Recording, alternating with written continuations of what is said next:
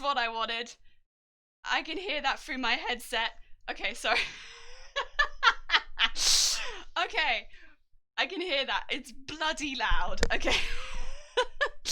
Hi. Sorry. That's a way to start a stream. Oh dear, right. I also, sorry, I need to send out the things. Please. I am live. Oh god. I got so distracted. I'm like, oh lord. Yes. Close all of the tabs. That's gonna help Bob. Yes. Oh dear. Sorry about that, everyone. That was a start. My god. There we go. Twitter, there you go. Oh no. I'm just adding enters. Tweet. Tweet. Please. Tweet. There we go. Oh my god. Right. I think we are up and I think everything is good. Oh. Right. Phone away. Oh. Right. Thank you, Jason. Oh dear. Oh, Gigi, hi. How you doing? Welcome. You missed audio issues. The 15 minutes of me being like, I can't hear trash. Now everything is insanely loud, but it's okay. What I've done is I've plugged it into all the way over there. So my audio cord is like, if I want to go walkies, I can't really, but it's alright. It's okay. Also, I'm sorry if I just triggered anyone's dogs, but uh, yeah, I can't really go very far, but you know what? It's fixed the immediate issue. Why I had the issue in the first place, I don't I don't really understand how technology works. I assume it's because I had a big update last night, um, and one of the updates was like, what we're gonna do is forget your headset. And that doesn't exist anymore. But if you put it into the extensiony thing, good. But you know what? It looks great over there, and over there it gets a little light. So you know what? All's well in the world. What we're doing today is starting the bard thing. So the bard costume I should actually show you because I don't think a lot of people will have seen it. So the bard costume is actually the little bit off to the left. But today I wanted to focus on the guitar because that is what we're actually working on, which is kind of an original design. And by kind of, it's completely original. Uh, Basically, in the original design for the bard, he has a flute, which is really, really nice. It's a really pretty design for it, and I love the design for the flute. But I don't play any kind of wind instrument. And if I brought a modified flute or modified like wind instrument to a con, it would be waste. It would be a waste on me. Why am I doing that? I can't play it. But what I can play is guitar. And I don't play lute, nor do I play lute harp. It's kind of an old instrument. If you look up images on like Google of a lute harp, they're like, it's not an instrument really anymore. It's not an instrument people play, but it's really, really cool. And so what I wanted to do is modify guitar to look more like a lute harp. Now it's not going to look exactly like it because they don't have the same proportions. Lute harps are much squatter, so they're much more compact normally, and tend to have more of a whoop, whoop. Oh, Terp, you don't have to, but it's very kind of you. Oh, thank you. It's very whoop, and then oh dear. Oh no, I didn't do an alert this time. Wait, have I not fixed it? Oh no. Is it still not fixed? God damn it. Because I can see you've done it in chat. Alert box? Do I need to test the widgets while I'm live? Okay. Swear to God. Swear to God. Do we need to do this? I'll do it. Give me two seconds, Turb. I think I know what might be wrong actually. I think I know what's wrong. Right, is it this? Is this what you're angry about? Is it because I would need to relog into Streamlabs? Because sometimes it be like that. Oh my god. I'll do it. I'll fight you. Streamlabs, I'll fight you. So embarrassing. Yeah. Oh my god. It'd be like this sometimes. I just, you know what? Did I add it to the title? I think I did. I hope so.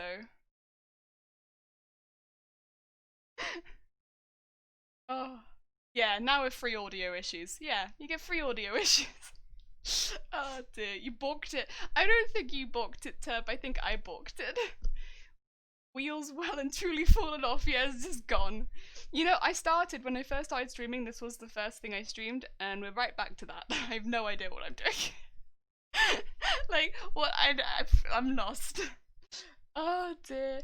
But yeah, basically, I wanted to make an instrument that I could physically play things on, and I can physically play things on this. So yeah, I have a guitar. I'm gonna put my tea somewhere safe while I bring this out because it's not a big guitar. I have actually also started taking the strings off it already because I wanted to make sure they came off reasonably easily. They do. It's not that it's been strung badly, it's just the strings aren't super new, so they do come off reasonably easily. That's the first thing I'm going to be doing, is unstringing this guitar because having the strings on it makes it a little bit difficult. This is a second-hand guitar. It is a good guitar though. So like for a second-hand guitar, this is actually quite a nice one. This is an Admira Malaga, I believe it is. Let me check that. Yeah, it's Malaga. So it's a nice guitar. Nice classical. It is not in tune because it's been in a box for a little while. This is a guitar we're going to be working on. It's got some like superficial damage, but nothing other than that. Normally these are worth a few hundred first hand. I got it second hand for 50. Which is kind of a crazy good deal, to be quite honest.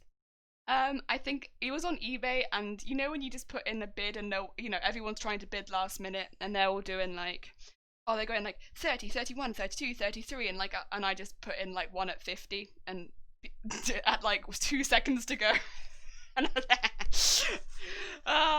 good times. I was very proud of myself, basically, and yeah, it's very much not bad. Yeah, very much not bad. This is a very nice guitar. I didn't expect to get one quite this nice for this particular cosplay. I just happened to throw a bit at it and happened to get it. So I'm very happy with it.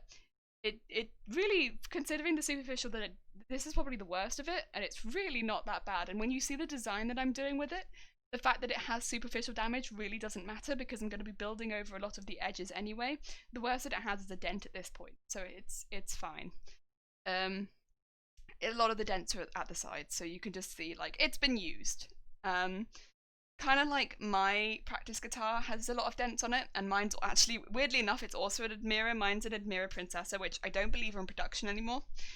But yeah, they're kind of a very similar quality. The tone's not quite the same, but they're a very similar quality guitar. So it's actually really nice to go from my practice guitar, which is like the guitar that I use to practice pieces on before taking them to a concert guitar should I want to. But yeah, going from that to this. The size, this one's a little bit smaller, I think. Just a little bit from my Princessa, but like just a tiny bit. So it's like honestly kind of nice for me because I'm not my hands are pretty small and I'm not massive in frame, so like this is really nice, a crafty sniper. Yeah. I didn't pop in with that last bit, but yeah, and it's come in a really nice box as well, so the box is probably what I'll end up transporting it in for cons, because once I've added the extra details on it, it's not going to fit into a guitar case. But yeah, first thing first is going to be to take all of the strings off it, because I'm not going to want to craft with any of the strings. We're going to be adding quite a bit onto here, so I'm going to be adding an extra board on at this point. So it is probably going to get to a point where I'm going to have to remove this. So I'm not exactly sure how you do that. I'm going to have to look up how to do that. So this board will have to come off and then be replaced. Which I'm a bit nervous about. Crafty sniper. Oh dear. The dents give it character. They do. I mean, again, my practice one, it doesn't have quite so many dents as this, but I think I mentioned this before, like it has a big dent on it about here, where I was really not very well at one point and I was really tired and I accidentally yeeted my laptop into my guitar, and I don't remember if it was me or my mother, one of us, the idea was to put a plaster over it, and the plaster is still on my guitar. I photoshopped it out for some of the I think that was like one of the only edits other than the black and white on the Wooloo. I put the photos into black and white, and then I also, on the guitar, you might be able to tell because I'm not particularly good at Photoshop, but I photoshopped the plaster off of the guitar. Kombashika, hi, how you doing? Welcome. Morning. I hope you're having a good day. A dainty jelly. I'm the daintiest. And Mason, hi, how you doing? Welcome. So we're doing a slightly different thing today. But we'll probably be going for Fridays onwards. Be working on this guitar slowly. This is going to be a slow project, but it's going to be a fun one. But yeah, at some point, probably after we've got the extra pieces built up, because it'll be built up on this side. As you can kind of see, we need an extra protrusion here, going up, and then up until the top part. Once that is firm and attached, the whole front is going to be covered, and the back will also be covered. I don't remember what it's called, but it's like wood cover, like a I don't know what it's called. It's like a sheet of wood, like a really thin layer of wood cover that you put over the top of things, and it looks like wood. But yeah, it'll be covered in that because the color of this right now is not. Oh, veneer. Yeah, that's it. I'll probably disappear soonish once I've got off to work. I'm probably gonna make and eat dinner, then I'll probably come back later. Fair enough, Zero. You pop off whenever you need to. I mean, this is gonna be slower work anyway, so you won't miss as much. Yeah, that's fair enough. You head off whenever you need be. But yeah, so cover it in the coat of veneer, and the step before we do that would be to remove bits like this.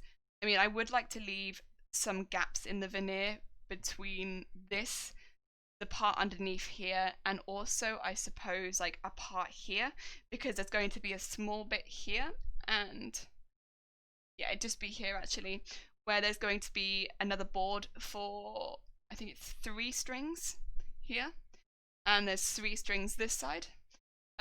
So this is kind of like where the lute harp comes in that it has a lot more strings than a regular guitar. Yeah, so the strings come up on either side.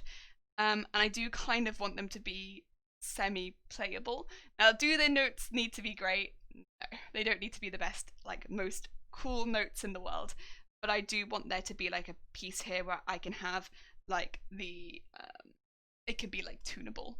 So by having it at the top here, it can come off the side of the guitar, and I should be able to, like, use similar pieces that already work on guitars to like tune it, because I'm not going to probably go out of my way to make custom parts for this guitar. At that point it becomes very expensive and this is already an expensive build. I'm not looking to make it even more expensive by doing that. The majority of the extra pieces are going to be made out of cardboard also, so I'll be layering up the pieces and gluing them together with wood glue, and just like layering it. The long protrusion part in the design, like the circular part, is going to be just made out of a cardboard tube that was used for, what should we call it? It was a fabric bolt. So this was the center of a fabric bolt. So it's not like your regular cardboard tube. Although it is made of cardboard, it's dense. Like this is a really, really firm cardboard tube. Oh, you don't hear the music, by the way. Wait, do you actually not? Oh god, you don't. Oh my god, wait. I am just seeing that now. God damn it. Why can't you hear the music? Oh no. Okay. How to fix. Here we go again. Excuse me. I can hear music. Looks like it's good for bopping people in the head. Thank you, Mason. You are right. You can't hear the music, but I can. Why can't you hear the music? Oh no. So we haven't actually fixed the audio issues. I thought we had because I could hear it. But if you can't hear it, then that's not fixed. God. What's happened? Oh.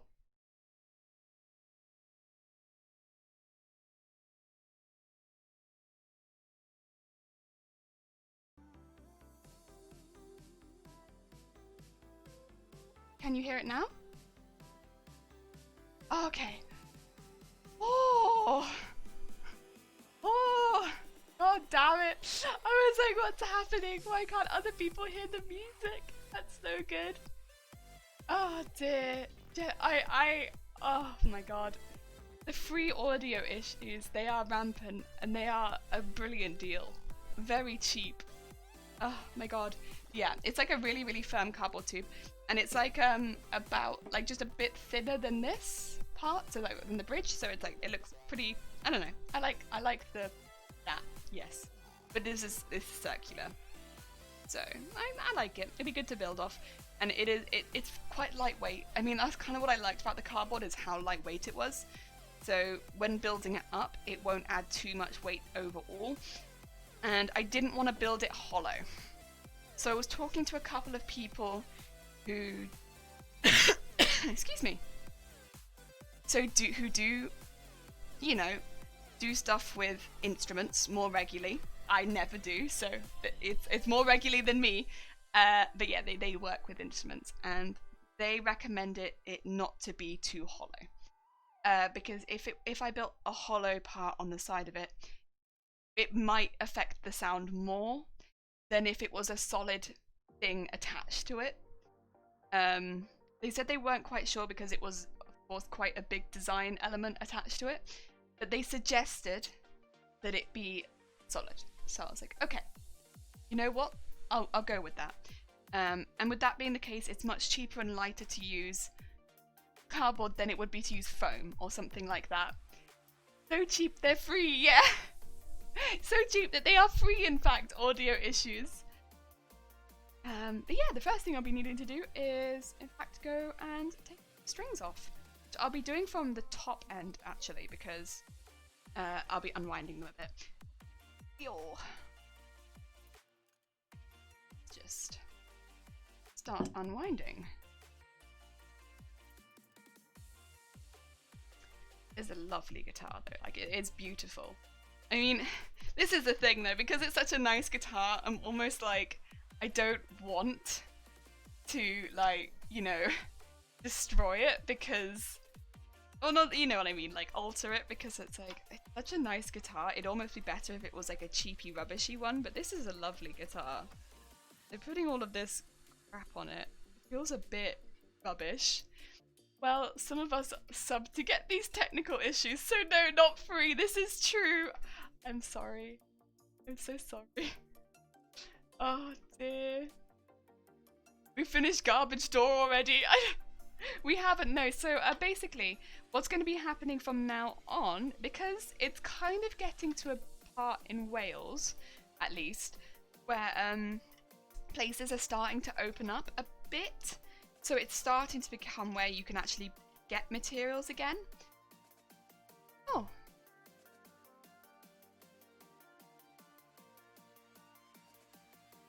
Oh, do I have to reset my settings? Oh, I know what I need to do. Oh, all of the issues. I know what needs to happen. Ah, and that is a reset. God damn it. I can reset the stream and fix that. I can reset the stream and fix that. But I know what I need to do to fix that. Oh no. Oh. It needs me to go in and I know what it's trying to do. It's got autofocus turned on again, hasn't it? It tries, I think it's turned autofocus on. Deary me. Get less blurry hands. No, I can't. Oh dear.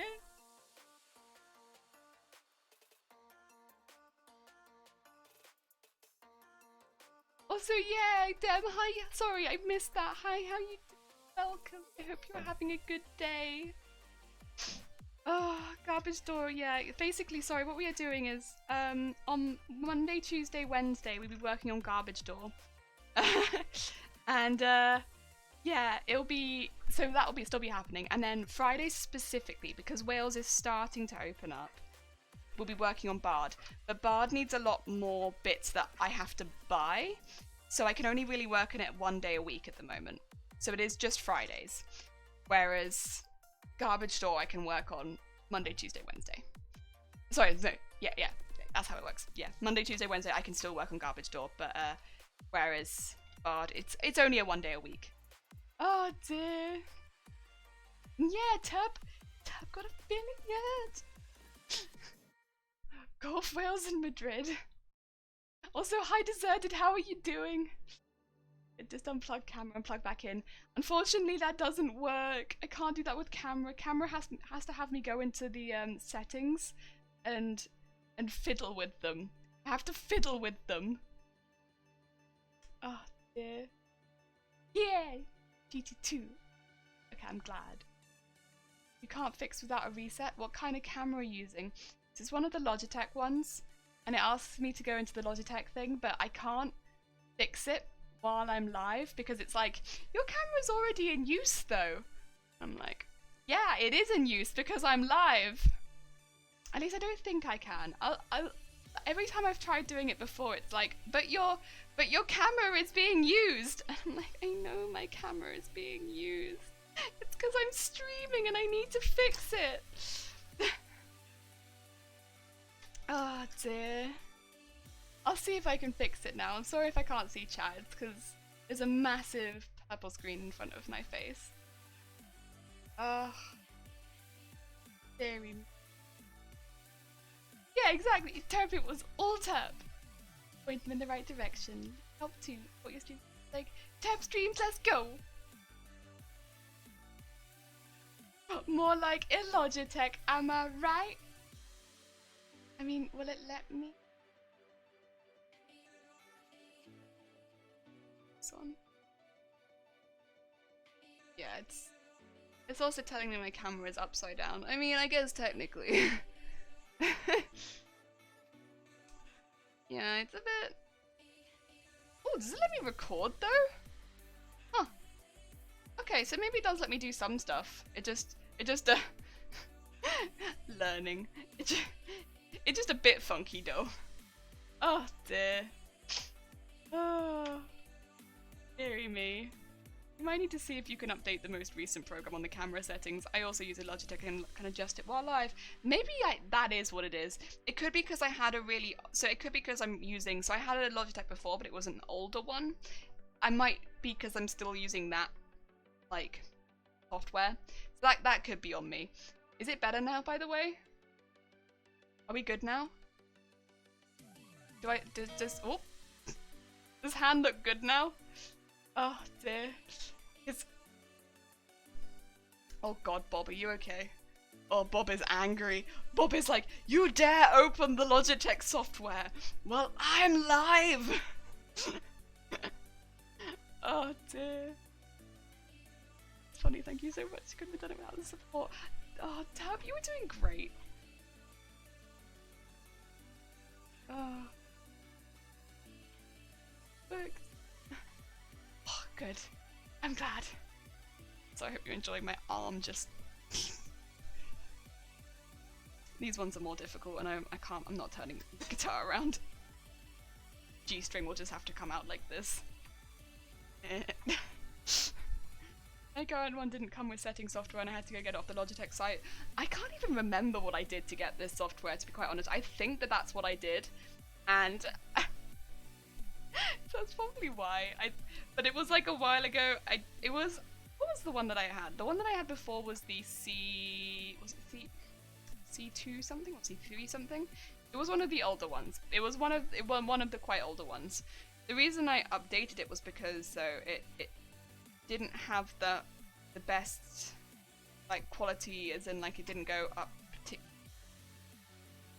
and it was okay, but it was like if I wanted to do recordings, it didn't go very high on like it wouldn't let me record very high quality stuff, whereas this one does a bit higher. Also, it did keep turning my arms into lightsabers, which was like yeah, it was okay, but like not my favorite.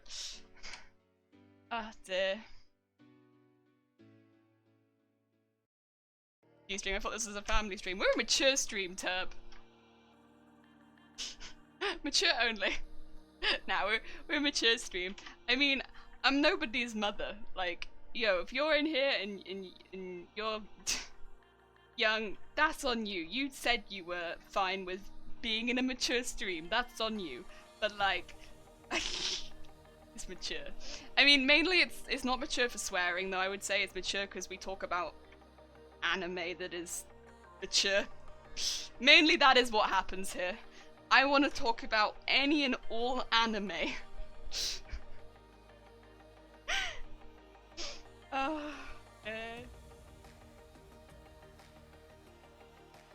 totally mature. Yeah, I'm totally mature. I mean, mainly it's a mature stream because we're incredibly immature. Yeah. Right, there we go. Last one. And then when I take them on the other side, I just want to make sure I label them because I'm not going to use these same strings on the main board where I'll actually be playing. I'll get new strings for them. I'll get strings that I tend to prefer. But I need to close the Logitech settings because they are messing up Bob something wrong. But I will probably end up using these for the strings on either side because, you know, why not reuse the strings where I'm probably not actually going to physically use the strings. Like, I'm not going to use these strings to play, it just for aesthetics. It saves me from having to buy another set of strings. Save money where I can. Ooh. Ooh. Snow coming loose. Bit funky. Funky there. That bit's gonna come loose, isn't it? Oh no! Do I need some blue tack? Maybe. Where is my blue tack? Oh no! I had it a couple days ago. Probably. Ah, it's behind me, innit? Behind me! Oh no, that's not the blue tack.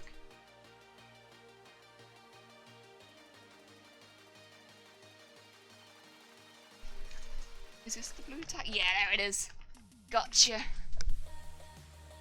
Bits that look like they might fall off, I'm just going to blue tack back into place.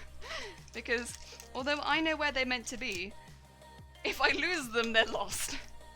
Oh dear, mine's mature just for accountability in case the occasional swear slips. Yeah, this is the thing. I mean, occasionally I might swear, but also just because, like, I like talking about anime that is definitely lewd. And like, not for kids. And, yep. Also, stuff like that. Mainly it's that, actually. And like, some of the cosplays I do might be from things that are also, like, generally not for kids, and it's difficult to cosplay something and then not talk about where it's from. And, you know, it kind of would limit me then on, like, what I could cosplay, so... yeah.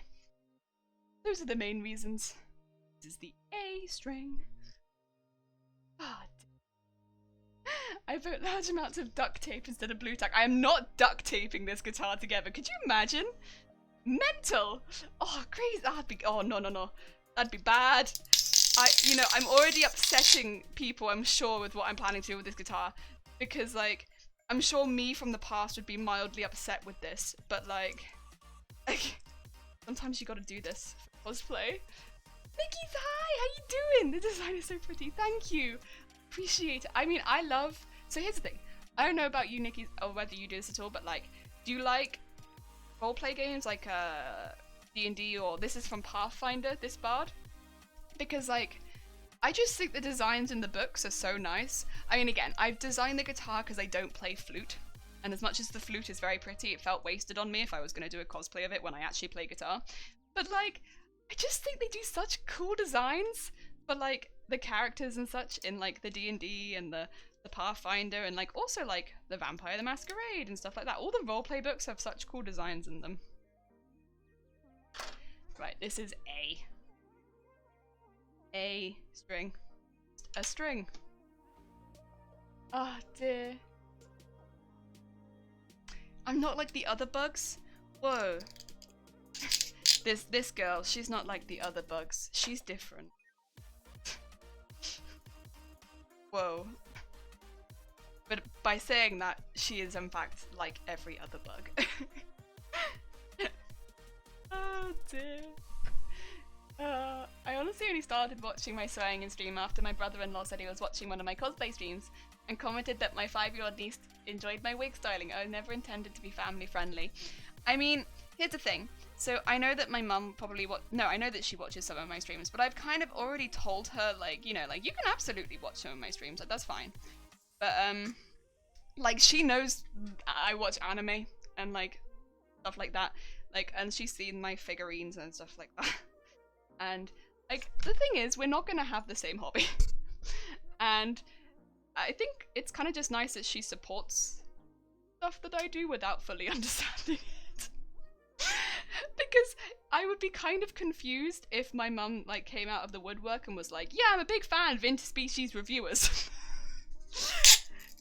Like, so I'm not trying specifically to make my content like for my mum or like my family that watch my stuff, because like, yo, that'd be kind of weird. I'd be like, what?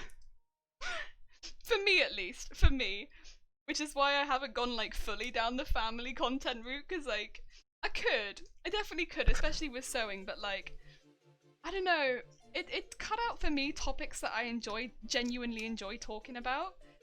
And like, sure, my mum would probably understand more of what I'm talking about, but then it's like, but what about my memes?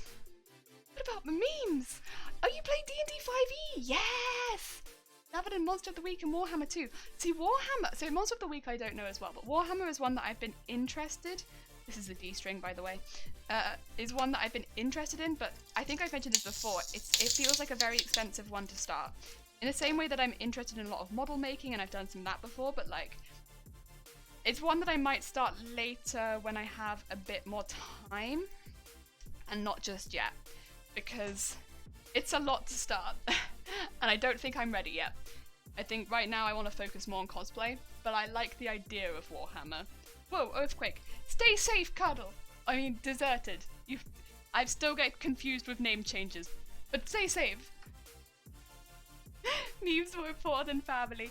No, because the thing is, like, I think it's still good because, like, she could still look at the stuff that I make on Instagram, which is, like, you know, at the end of the day, still see the stuff that I make, but, like, are the streams necessarily geared towards my family? Not so much.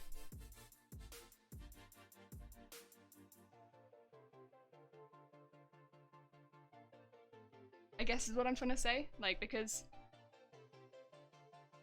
yeah, like, I definitely could do it like that, where it's like, yeah, no, this is definitely like family-friendly content, but like, that's not. Because then I wouldn't be able to talk about anime or the games and stuff, because it wouldn't be stuff that I feel like, I don't know. Because the anime that I watch, a lot of the time, it wouldn't include family-friendly content.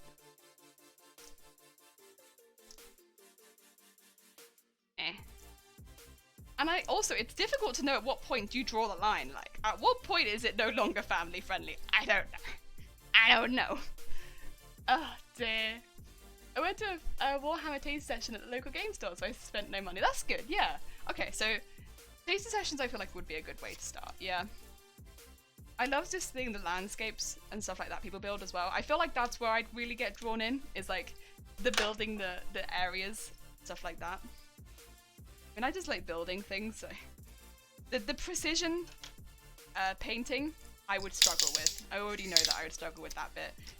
My hands too shaky.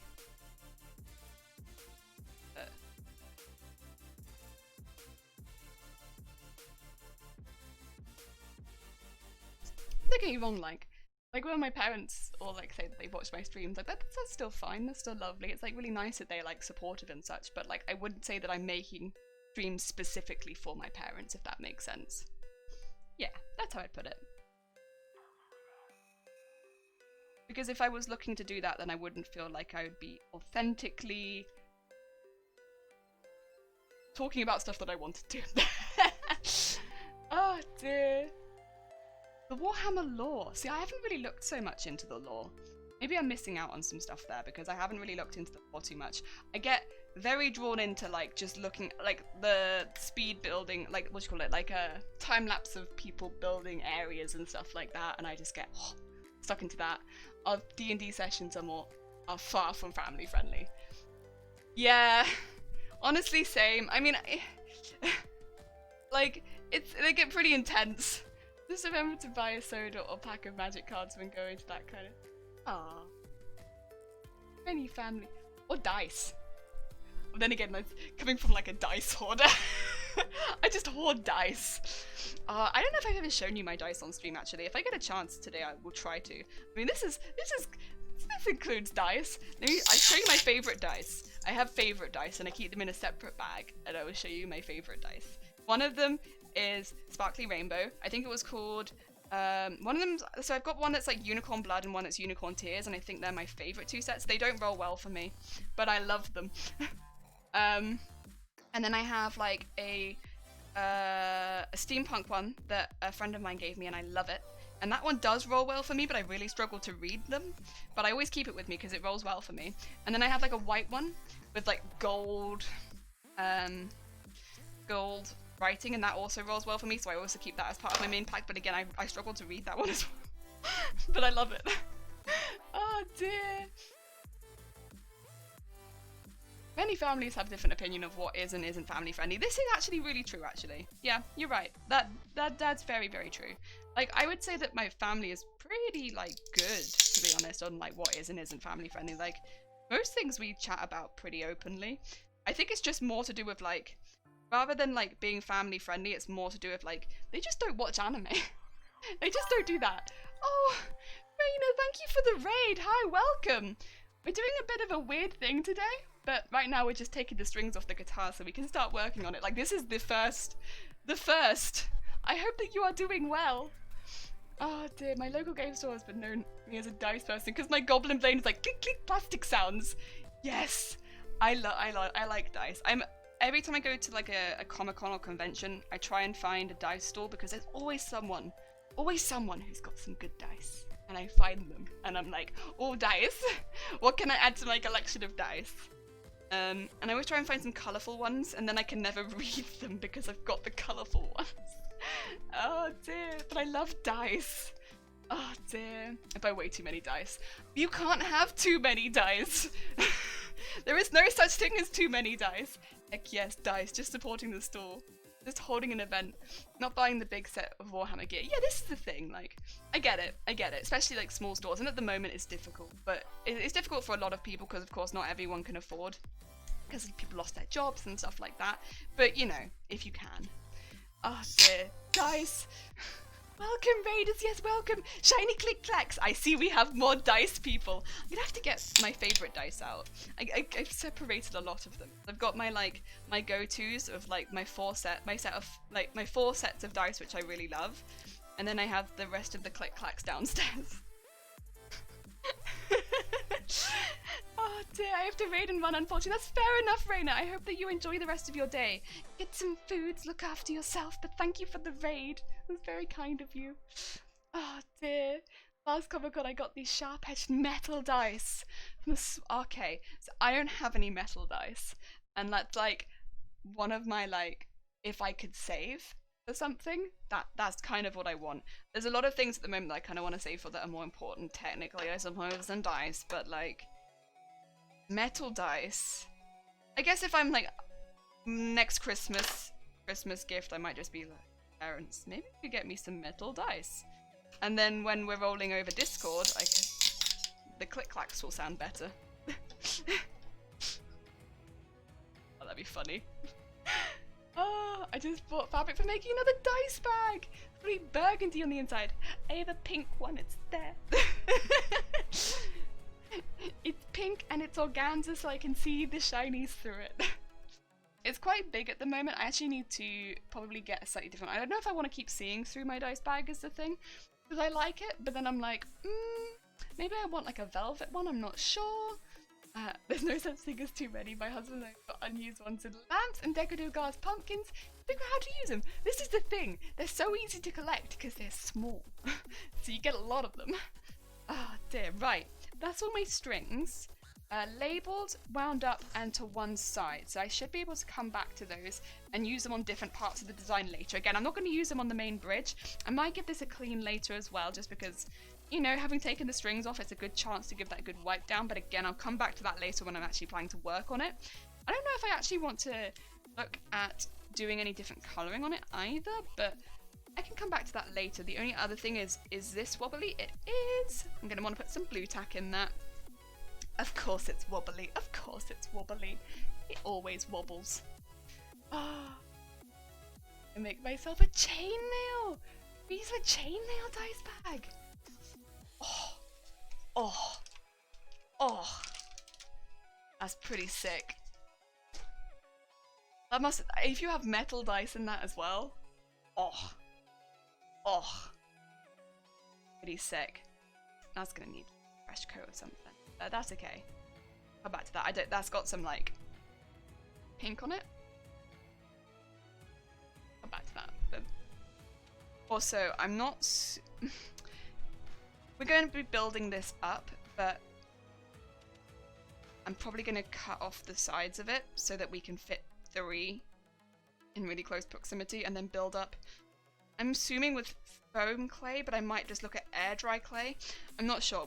We'll have to come back to that because I do want it to be really secure, but one of those things, isn't it, where it's like, I'm not sure.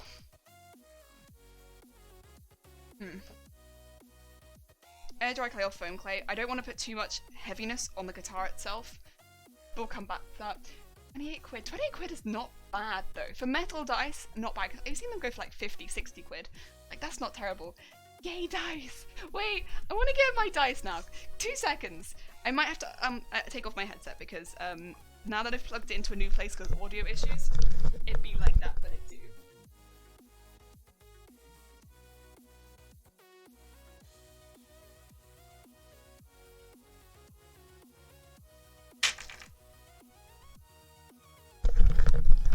Sorry, I put that down right next to my microphone. That might have been really loud. Finally got the tiger tank on the tank mission sim. Oh, tank mechanic sim game. Ooh, okay, sick. Make progress. That. They got to run and get ready for work. Have a great rest of your stream. Have some great with the guitar. Thank you. Polystyrene and moss decoration over the top. Yeah. So it's kind of like we've got some mushrooms. We've got some moss. Where I build up the moss, I'm probably actually going to put some layers over the top for. Basically, I'm going to add some thickness over it too. So it's probably going to be moss. So you know in Warhammer shops where you can buy landscaping items, you can buy like moss and stuff like that, and it's like for trees and such. I quite often will go into those Warhammer stores and bulk buy a lot of bits and bobs for landscaping and use them to build up props. So the bits that you use for trees, I might use for moss, that sort of stuff. I like might airbrush them a bit and change it so that it looks like it should be moss rather than trees, but like that's what I use. So I do frequent these shops, I just don't necessarily use them for Warhammer. Yeah, I have oh, that's not going to show up on that camera, is it? I got my rainbow dice. I love these ones. They don't roll well for me, but I love them. And then I did also have, yeah. So it's kind of like they came from the same sort of vein, but like these ones have purple and like pink and gold through it, and I love them. Neither of those roll well for me, but I love them. Oh dear. Sounds pretty cool. Yeah, and thank you, Gigi. Oh dear, funky moss. I'm liking that idea. Yeah, so it's like just the idea that I don't know if you've ever seen pictures of like pianos and bicycles and stuff like that that have been left out in the wild and got really overgrown. Kind of and then you see them just in the wild and they're just out there. Wait, yeah, the second one too. So I got this from I don't know if this helped. I don't know exactly who they were, but I got it from an MCM in London. I picked that one up. This one's probably not going to show up super well on camera. I'll see if I can find a D6 of it actually, because I feel like the D6 of it shows it a bit better. But like, they're like little steampunk ones.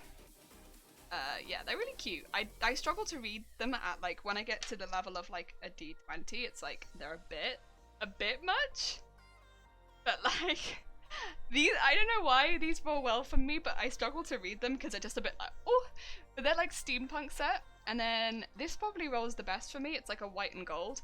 Again, I personally struggle to read those ones a bit, but because they roll well, those are like the 4 sets that I use the most. I love these ones.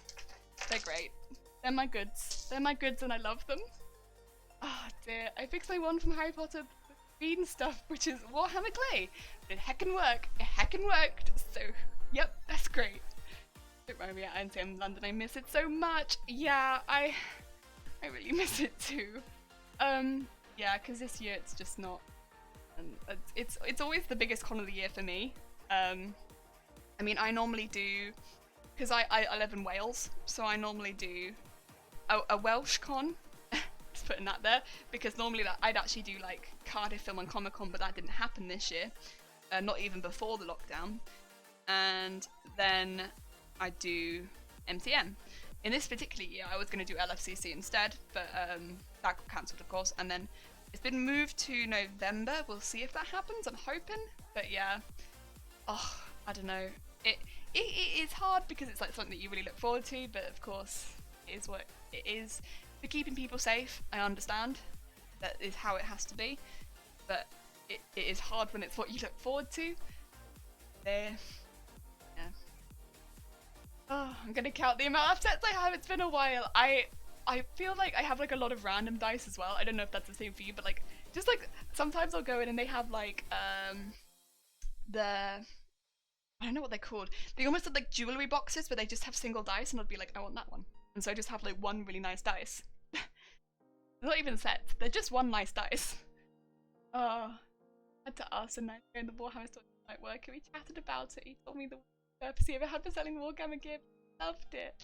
Oh dear. Yeah, I mean, this is the thing. I feel like people in these sort of stores generally are just lovely. I mean, I feel like they're normally very helpful as well because they use this stuff all the time, so they're pretty knowledgeable about it. I mean, normally I'm quite good. I just go in and I know what it's moss. I'm looking for moss. But you know I don't know if you would have seen it, but like I made a Sylvari costume from Guild Wars, and I used a lot of the moss and bits and bobs from Warhammer stores on the staff and that, which is in the cupboard, so I don't think I can get it now. But it's the same principle in that it looks like moss. You just plonk it on, maybe do a bit of painting. It looks like moss. Oh dear, at October I met so many amazing people and also my best friends. Yeah, you meet people with their same hobbies and I love it. I mean, I quite often would go to the Square Enix meet because I'm a really big Final Fantasy fan. And yeah, you meet some amazing people and you know, you go to them and you're immediately surrounded by people that are like, you know you're gonna get along with. Probably at least a few of them, because it's like you have that instant like, we have something in common. I go there and it's like, I see people dressed as chocobos. We probably like the same thing. And that's always lovely. Oh dear, I'm completely lost to be honest. I haven't gotten into Warhammer on any of the tabletop games. That's fair, Jason. It's not going to be for everyone. I feel like it's one of those things where it's like, it's a specific type of game. Like, it's definitely not for everyone. A lot of people don't like roleplay style games. They are longer games generally, and, you know, roleplay games, you're putting yourself in and you're acting to an extent, and it's not for everyone. I get it. Oh dear. Ears per cup. Final Fantasy. Chocobo. Oh dear. I love Final Fantasy. So the first time I ever cosplayed, I cosplayed as a character with my sister. From Final Fantasy 9, we did Zorn and Thorn, which are like not big characters. They're like the two jesters that are like with the villain. Like they're not even big characters, but we wanted to do cosplay together. So we did that. And yeah, we met loads of people because we went to the Square Enix meet, and since then it's just been like, I've done quite a few Final Fantasy cosplays. You won't find a lot of them because I didn't post pictures of them back then, because I don't know, I just never thought about it. But I don't know, I've done, yeah, those two. I've done Aiko as well from Final Fantasy 9. I've done Lakshmi from Final Fantasy 14. Which was probably I think that was the most recent one. That was a big one. That one took forever. That was a big costume. But I was really proud of that one. That was a big costume. I'm also just gonna get some paper now because what I want to do is trace the outside of the, like up to here, the whole way down. so we can get an idea of scale. Oh dear, I'm not for RPG games. I get so bored, but I love dice. I play board games instead. That's fair. This is the thing. Like, I know a few people that are the same. Like when we do board game nights, like, you know, they love board games. But that makes sense because board games are shorter. Whereas with RP, like, you know, roleplay games, it's a commitment. You're playing it for a while. Like, don't get me wrong. Like, I like both, but for very different reasons. But then I've always been a dramatic person. I like the dramatics of roleplay games. I like being dramatic. Oh dear. Those guys? Yeah. They were the first ones we cosplayed. I know, right? The thing is, I wasn't super confident in making things back then. So here's the thing. With those, we got to alter the cosplay a little bit because, first of all, we don't meet those proportions. So I got to alter the cosplay a bit, and that gave me a little bit more confidence. Second of all, I got to practice because I got to make the cosplay twice. So I got to make it for myself first, and then I got to make it for her. Which meant that any mistakes I made the first time, I didn't have to replicate the second time for her. Because I didn't want to mess up her costume. Because I don't know how anyone else feels, but like, you know, I didn't want to make loads of mistakes on her costume because, you know, she had to wear it. And although she was my sister, she is my sister, of course, but like, it's still not something that I wanted to do. Oh dear, I met my now beau at the end of Friday, and it turned out our cosplay matched perfectly on Sunday, so we spent the whole day together on Sunday, and now it feels like I've known him for years! Ah, that's really cool! So you had that in common. Ah, that's amazing. Ah.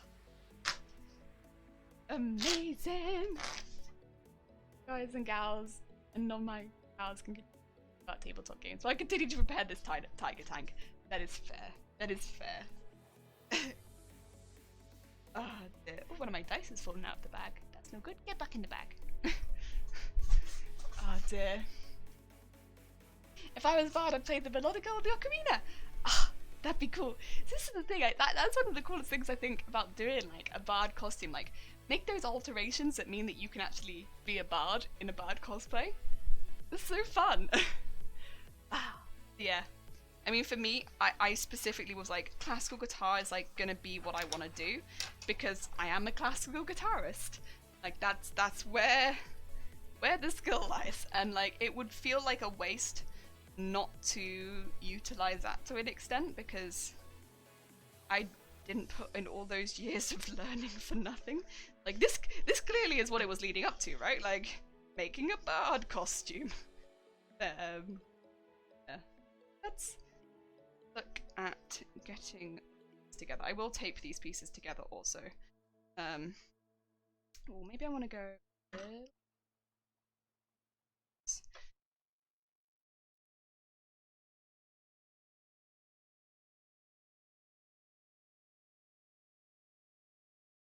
I only need 3 actually, so I'll move one of these away. Yes. And where's my tape? I put it away. Like a silly. Ah, I just sit here and cross stitch. I to be fair, still love cross stitch. I remember when I first started cross stitch, and I didn't think I was gonna like it that much, but I wanted to make something. The first thing I made out of cross stitch was a cat, actually. I made a little tabby cat out of cross stitch, because I had this cat plush that I loved, and I wanted it replicated. I wanted more of this cat plush that I loved, and so I made more. And since then, I've been like, you know what? Actually, cross stitch is pretty good. I kind of like it. And so since then, I've done quite a few more. Ooh. And more embroidery just in general. I also think that it adds a really cool to costumes in general, like a really cool kind of detail that makes it look. Especially to costumes like, for instance, this Bard costume, it just makes it look a lot more authentic. Like, authentically from a different time. I don't know. I love that about it. Which is why I added embroidery to it. It's got embroidery the whole way down the back. Oh dear. Here playing my Nendoroids. Yes. Do you actually change around the faces and stuff to your Nendoroids? Out of interest, do people do that? Because like, I know that you can change things to Nendoroids, but it seems like a lot of work. And I'm wondering, do people actually change the faces of Nendoroids? or do they not? Because it does seem like work. Like when I put my figures up, I leave my figures up and I don't really touch them that much, I just sort of leave them. I mean, this could just be me being lazy, but like, I don't know. I just don't bother them. I just leave them be. I leave them be. Oh dear. I have 21 sets of dice and several single ones. Oh, okay. You're further than me. You're further than me. I concede to that. One day I will be there. One day I will be there. If I was to make a bard costume, I'd learn how to play the ukulele. The ukulele is such a fun. Oh dear. Oh dear. Ace. Whoa. Oh, I don't know. I can't remember what the last one is. What do you say after that? Oh. Oh, no. I know what this prompt is. Oh. Oh god, no, Nez. I know what you're trying to say.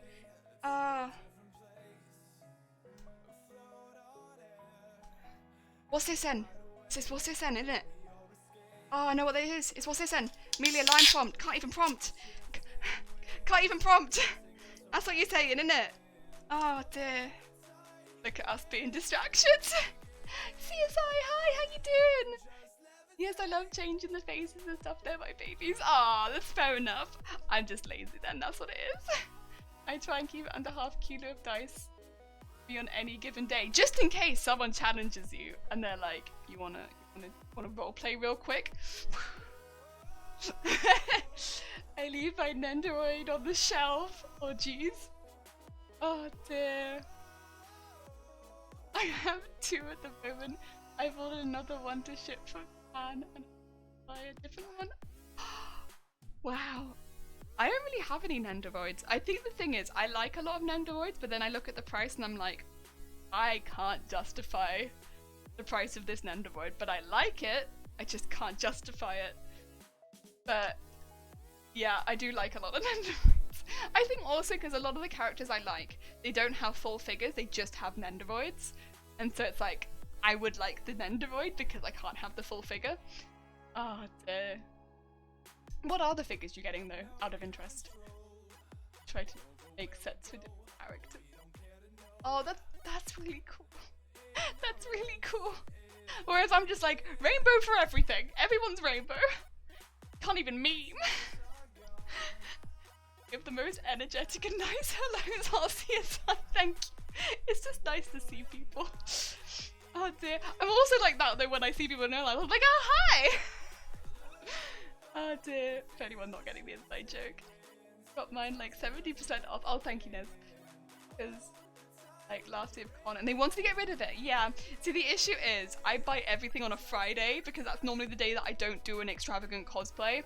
And so on the Saturday and the Sunday I'm dressed up and then I can't get all the good sales. Ugh. I always love when random women ask me to roleplay in public. Yeah, damn. People come up to you and be like, time to roleplay. And they just get out dice. Oh, you mean for RPGs? Oh my god, the first time I saw the Can't Even, I was just like, what's happening? It's so intense. It's so intense.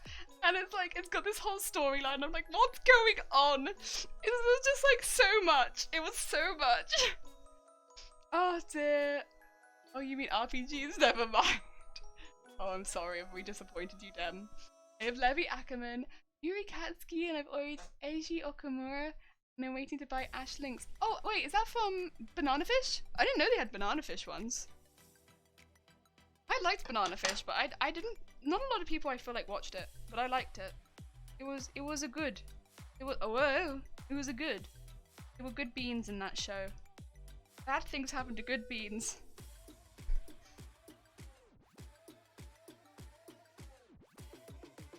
Oh dear. You have 3 Nendoroids. What are you? Artist Alley in fursuit is a lot of fun though. I do like. Thing is, I love Artist Alley, but again, I I I I can do it on a Sunday in my smaller costume.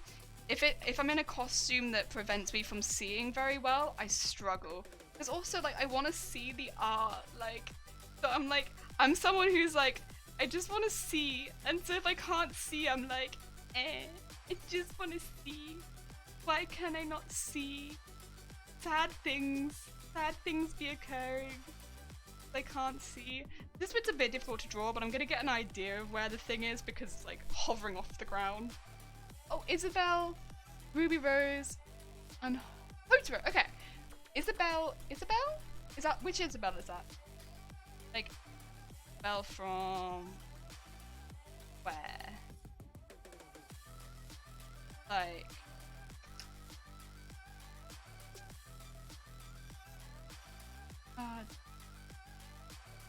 walks random person, roll for initiative. That's terrifying. If some random person walked up to me and was like, you need to roll for initiative, I'd be like, literally -100. I'm dead. This is the end for me. My initiative is gonna be low. Like, considering my stats, low. And like, I always wear like a hat in public that has like the sides here, so I want to say that my equipment lowers my initiative further. Like, I have a low initiative for sure. Dear. Like, is it completely my fault? No, but like, I don't help myself. Hey, hi, how you doing? Oh, AG and Ash, yeah, the banana fish ones. Yeah, I was gonna say, like, I'm kind of almost surprised, but then I guess I'm not, because like, it is a popular series. I didn't know a lot of people watching it at the time, so I was like, a bit like, But like, yeah. Good bean series. A lot of beans. Bad bean series. Animal Crossing! Oh, is that Anne Isabel? Okay. Aww. I have Link that I think is based off Ocarina of Time, Majora's Mask. You think? Maybe. Fair enough. That sounds good. I like the idea of that one. Is there another Isabel worth mentoring aside from Katarina Isabel? Because I'm an Isabel. I was thinking also maybe from Promised Netherland Isabel? Had to give charisma bonus. I would agree! I used to demo games, so I needed to have enough for an entire table, so I bought dice by weight. And then I have specialized sets to make life easy when I'm playing assorted different games. Oh, that's really... Okay, so you said... Whoa! You said demo games? That's kind of sick. I kind of love that. Whoa. Okay, also there's a rough outline of the guitar, which... I'm just going to put the guitar back on the box behind me. There we go. And I'm just going to fill this out. Oh dear, you had a random guitar lying around which you're now going to ruin at Alter. Yeah, so this is like this is the one that I bought specifically to ruin. I did buy it to ruin.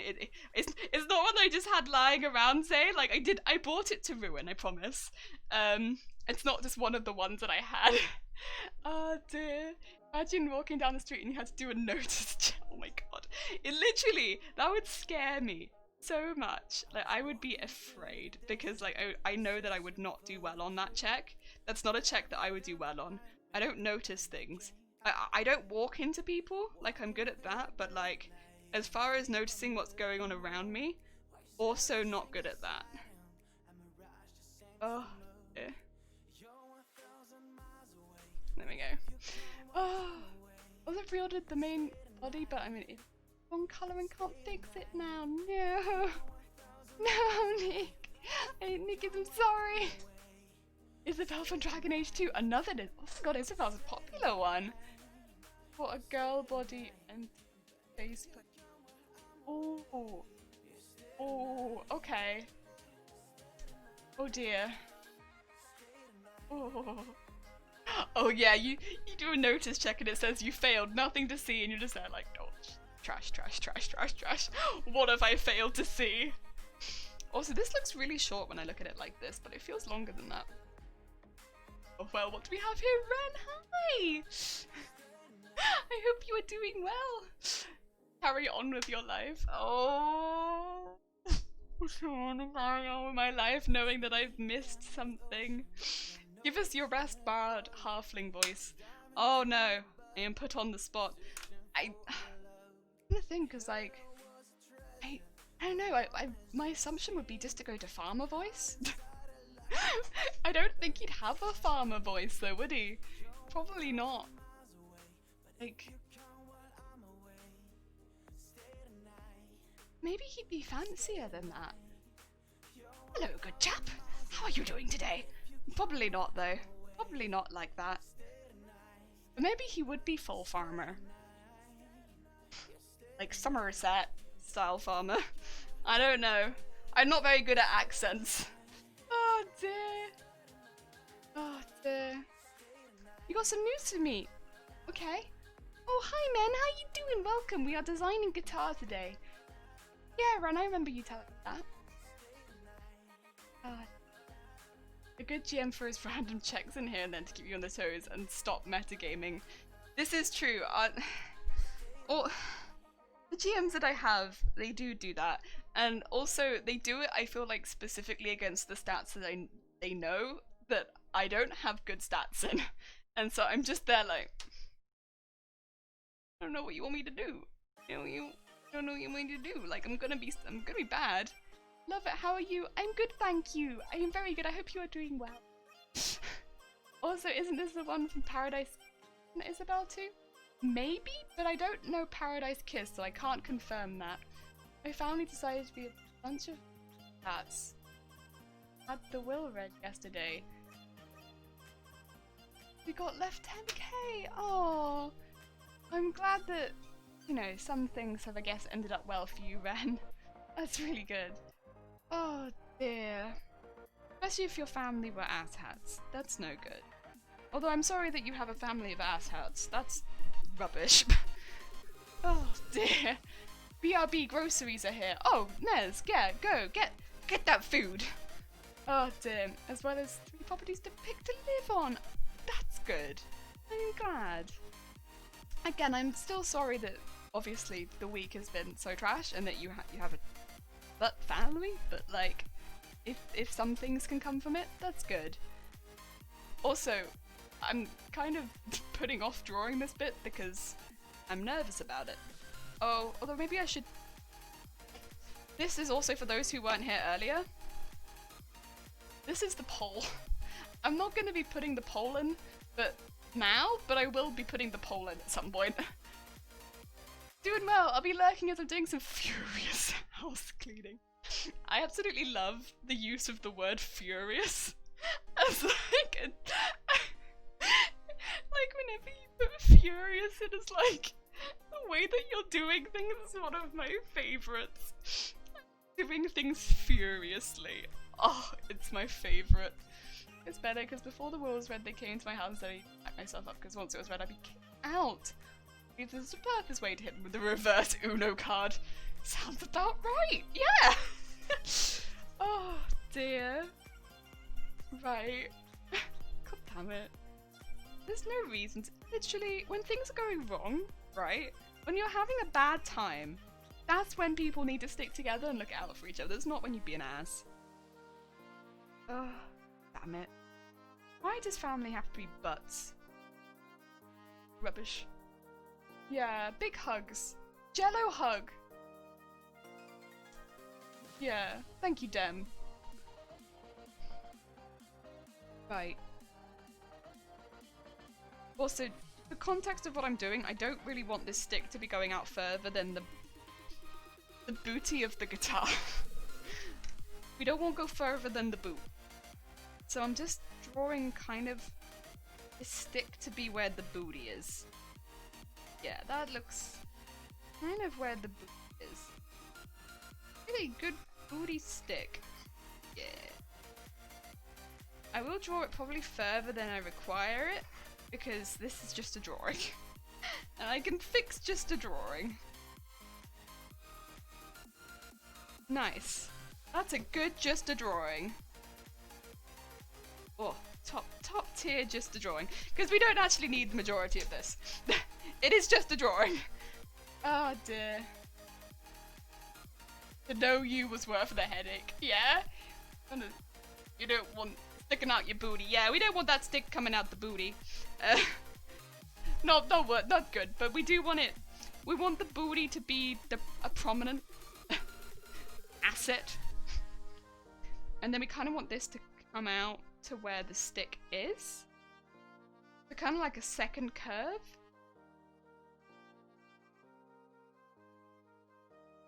Kind of like that. So it would come out to where the stick is. And kind of enclose the stick a little. So I think to about here would be fine. And then I kind of need to go across. And do it to the other side. Oh dear. Jelly, you have a legit question to me? Yes. Have you ever worked with spandex for a cosplay, and how difficult is it to work with? Yes, I've worked with spandex.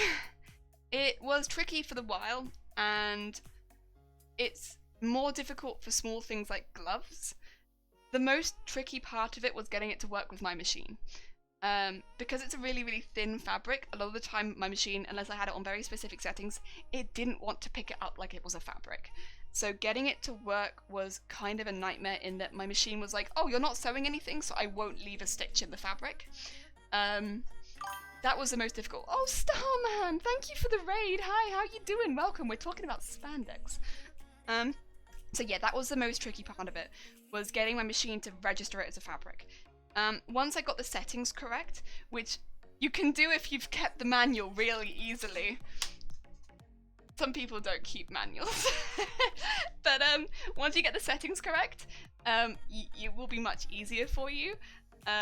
It's just getting those settings and nailing them, and then you'll be fine. But yeah, it's because it's so thin, it won't want to go through. Hi! Happy Friday! Thank you so much for the raid. Welcome, everyone. Right now what we're doing is we're designing the cutouts for what we need to build up the extensions to the guitar. We have a guitar, we are modifying it / destroying it, and that's what we do. That's what we do. There's a whole lot of papers and stuff to machine to do it. I'm not sure what it's called, but research. Yeah, the other thing you can do is add stabilizer fabric. Stabilizer fabric's pretty cheap if you're really struggling, or if your machine is struggling, but you will want to make sure that you have a machine that can handle stretch fabric. So what it will have is stitches that basically can do it. Some people will say that you can just use a zigzag stretch, but it depends how much stretch that you need. Yeah. I'm planning on doing a Spider-Verse Spider-Man cosplay. Spandex is definitely a fabric you can use. Also have a little look into fabrics like scuba. Scuba still has stretch to it, but it's a little bit thicker. That's another option. I mean, personally, I love scuba fabric. I find that it's just a little bit thicker, but what you tend to get is less really obvious wrinkling all over you. And yeah, I stand scuba fabric. I love scuba. Basically, I just love scuba. But yes, spandex definitely isn't the only option for you. And I'd say that, yeah, big fan of if you're making it from scratch. Ah, dear. I'm tuning out the spandex combo. I struggle with cotton in the machine. Yeah, because it's a little bit thicker, it might be that you find that a bit easier. Also, because depending on the spandex, you stretch that over a body and it can be a little bit see-through. Oh dear. But yeah, you might, and it tends to be a little less slippy under the machine. I don't know, I find it a lot easier to sew with generally, and with it being a little bit thicker, with it not wrinkling as much, and although it's a tad more expensive for sure, it gives me a lot less issues as I'm sewing it. It's, if I make a mistake, unpicking it doesn't destroy the fabric, it doesn't wrinkle as much. I tend to do the method of, if I need something really tight over my body, duct taping, cutting out, using that as a pattern, because that's the easy and cheapest way to do it for me. But yeah, I think that's just, and you can do that straight onto scuba and it's really nice and easy. Generally, I just find scuba a lot easier to work with, but it's different for everyone, and you can still get scuba quite thin, it just tends to be less see-through. Oh dear. I struggle with cotton in a machine. Cotton is normally easier than stretch, but you can get stretch cotton and it'll still be like, you'll still come across the same sort of things. But yeah. Oh dear.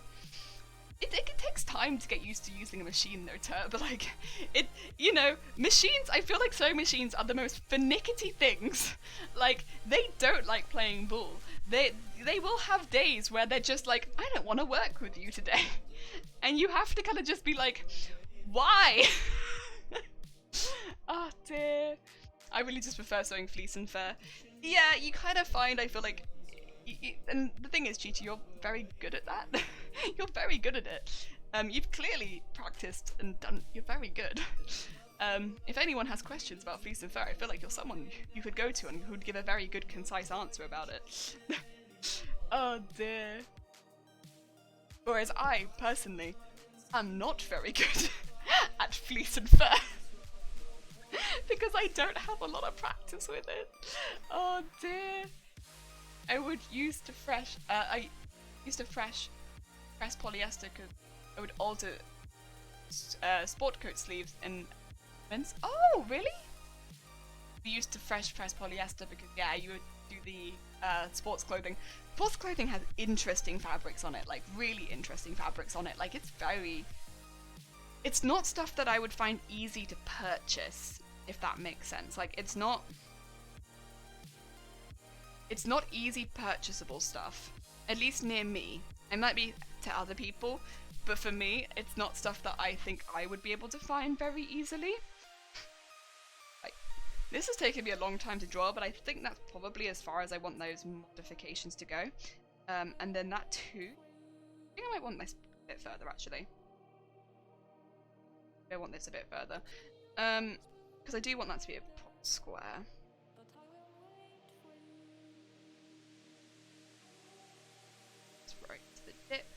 And then we want that tube to go a little bit into this, so what I would like to do is take that tube and just make sure the line of the tube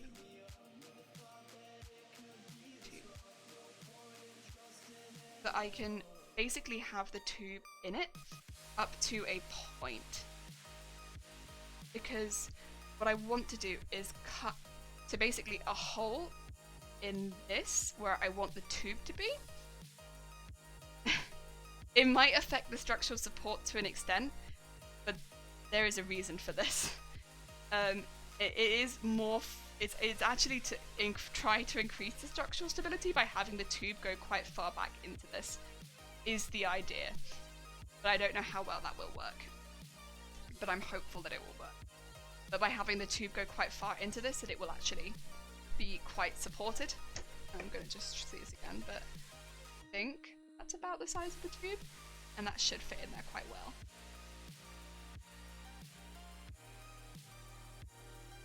Just going to do this again. Just on this side, just do it again on this side. There we go. Maybe I need to stop that a bit sooner. And then what I'll do is, I'm gonna have to saw this tube because it's thick. It's thick. It's a thick tube. I just really need to finish my paws and fursuit head, and when you do, I'm looking forward to seeing it. I feel like a lot of people probably look forward to seeing it. I think it's gonna look awesome. There we go. Oh, there. That ruined my tape measure. No! Is it one of the ones that like flies inwards? Because that sucks. This sucks so much. Oh dear. It doesn't go backwards anymore. No! That's the worst. Oh, I'm sorry. I'm sorry, Jason. That is the worst. So yeah, what we're going to be doing is we're going to be cutting the first few to be, how to put it? Like, normally the full size, and then some in the middle will have a cutout of this in it, so that we can slot the tube into it and then glue the tube inside that gap, and then there'll be a piece at the end which we will use to just sort of like cap that piece off, basically so the tube can slot in really nicely. Of course we'll build it up to make it look really nice and smooth on the outside, but I think it should just give it that nice structural stability. We'll be building each layer up with wood glue on the inside as well, to try and make it strong. That's what I've seen people on YouTube do. That's what I'm going to do. Then it only goes out this far on this side, then it can only really go out this far on the other side as well. Try and be even. And just to get that there. Yep, that looks good to me. Sorry, it's very scribbly at the end. I guess the thing with sketches, it gets very, very scribbly, but I think that's good. Yeah. Should be that, and then I just need to work on the bit on the other side, which is what will be happening on the top, which is like the cat piece. The cat piece is a bit weird. It's stuck at 65mm. Yeah, you should replace it then. I mean, I feel like it's not a super expensive thing to replace, but it's kind of like one of those things you kind of want in your house for the most part. Like, it's really useful to have a tape measure. So, oh dear. What have I got it going into on the design? I've got it going into the bridge. As much as I've got it going into there on the design, I think that would get in the way of me playing. So I might look at having it go into step. Try and prevent, I suppose. If I... Basically, I'm trying to look at preventing too much of this from me playing, because if it hits the bridge, it will prevent me from playing, which is kind of an issue. Oh dear. Looks at my pile of tape measures. Yeah. I think I have 3 fabric ones. One which is much, much longer and isn't super useful unless I want to measure things that are really long, and 2 like 1.5 meter ones. And then I have one which is like a hard tape measure, like similar to Jason's, which is like when you snap it back in. But, oh no, 2 of those. One which is shorter and one which is longer. So, yeah, it's like, I don't want any of them to break. So technically I have 5 tape measures. But they're useful. I don't want any of them to break. Like, I use them. Oh dear. Right, I need this bit to be kind of flat, is the thing. So this bit, that's where it gets difficult. But here kind of needs to be flat.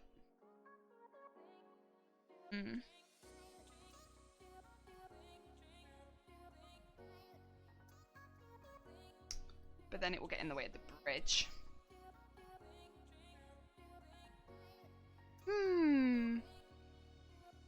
Combine them all. Hi Shifty, how you doing? Combine them all together and make a super tape measure. The issue then would be that the small one would get sucked inside the large one. At some point doing this, my smaller tape measure that sucks things inside would get sucked inside the large one that sucks things inside, and I will have lost one of my tape measures to the void. Which is not great. Oh, it would have been eaten. Tape measures belong in the category of duct tape and WD-40. I also have like an extortionate amount of duct tape. Also, I don't know if any of you remember the saga of the wood glue. I've got a knife this time, which has snuck its way into my screen, because I still can't actually open my wood glue, and no one in the house can. So we've got the wood glue, so that if I do get to the stage where I can start gluing things today, we have it. It's still liquid in here, but I can't open the lid of this. Like, I've been trying for weeks to open the lid of this. Because when we moved house, I think some glue got into the lid. Wood glue's really strong, but I can't open it. So I'm going to cut it open, and then, I guess, duct tape it shut. I have a bunch of regular ones and 3 retractable. One of them is extra long and 2 of them are just, they work. And then one of them is maybe covered in Sharpie. Oh, like a super useful.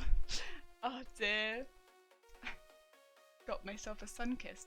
Sunkist? Is that like a brand? Ooh, branded. I did not know. I did not know. Have you tried putting it in warm? Yeah. We had like a whole saga with this, of trying to open this goddamn wood glue. We've like tried hot towels, hot water. We've tried so much to get this open. I don't know what's got in it, basically. We don't know where the glue has got to, but something's happened with this. It creaks and squeaks like it's going to open. And it's not just me. We have someone much stronger than me downstairs. And goddamn, it will not open.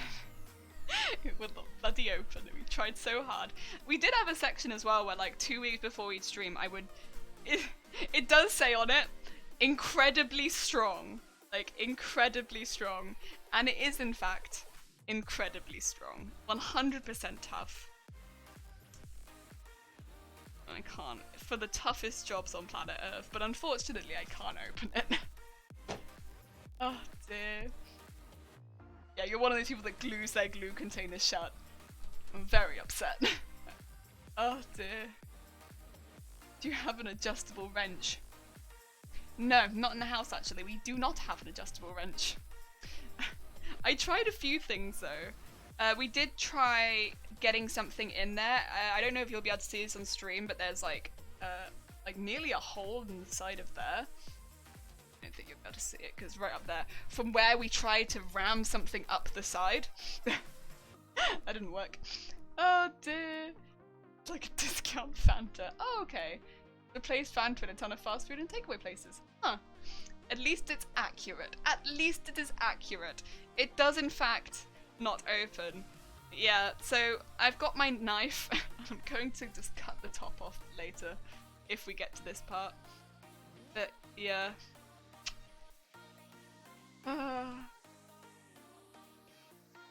It's good. Good. It's caused me so much heartache, that feckin' glue. Welcome back, Ness. I hope the groceries went well. You can always cut the top off. The only issue would be that you'd need a new container. Then again, something new to glue shut. I'm sure I can find something else that I just will never open again. It does what it promises. It does. You put alcohol in the Sunkiss, it should taste fine. Oh, okay. And this, fair enough. At this point, I just have replaced it. I'm very persistent. I really want what's in that tub. I want the glue. To be fair, after we use it, I feel like I would have ended up using the majority of what's in there. Because I've used a lot of that glue already, and then at that point I probably will just replace it. And at that point I'll probably replace it. Open it with fire. I feel like that's a bad idea, and I don't think I'll do that. I don't know what to do with this top bit, because it needs to reach something that's down, like all the way down here. It needs to be straight. Just not sure. Not sure. I think if I do this here maybe, and have it like, it doesn't feel like it's going to be very strong. Because having the bend like that doesn't feel as strong. But, yo, if that's what I have to do so that I can actually hold the damn thing, then that's what I have to do.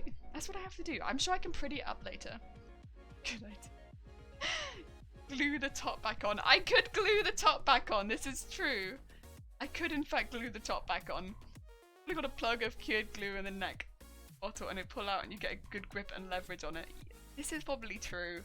I think what's happened is we moved house with this, and since we moved house, I've not been able to open the glue.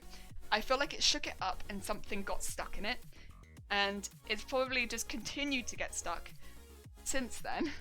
And then there is probably like a good wedge of it in there, and since then,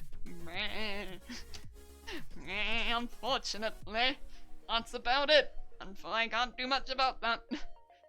It be like that. Shrimp, hi! How are you doing? Welcome! I hope you are doing good. We have music very quiet actually. We are doing guitar. I hope you are doing good.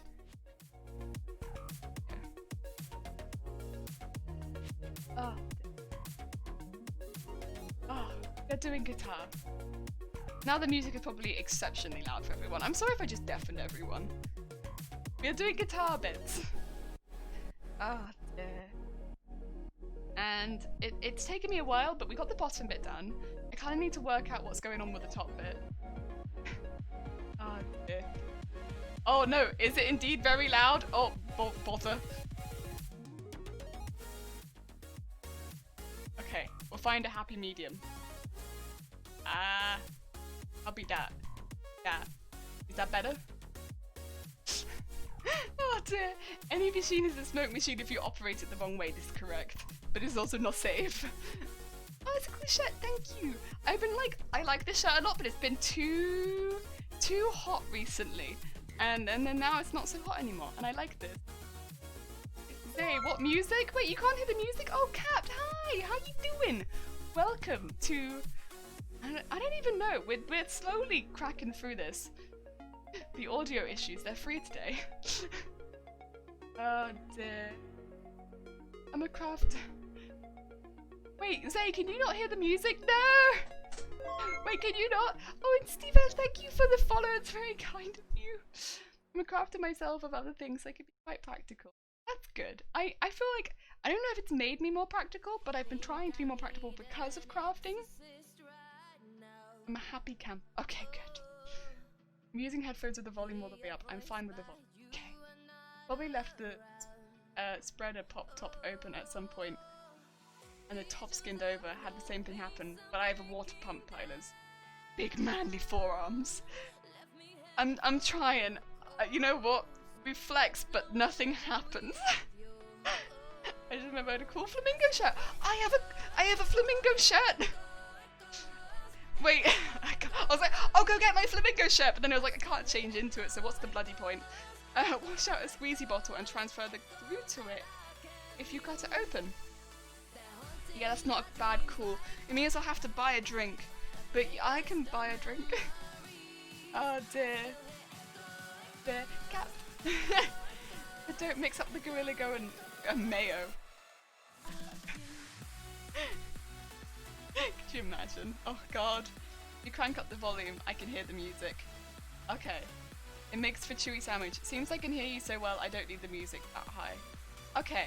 Okay, wait. Wait, I don't know if the music is loud or quiet.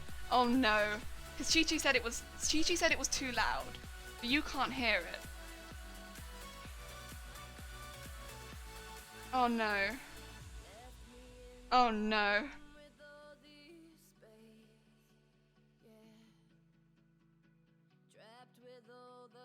Tiny bit on the loud side. Okay. I don't want to bother anyone. I'm just... okay. I think I turned it down. How be that?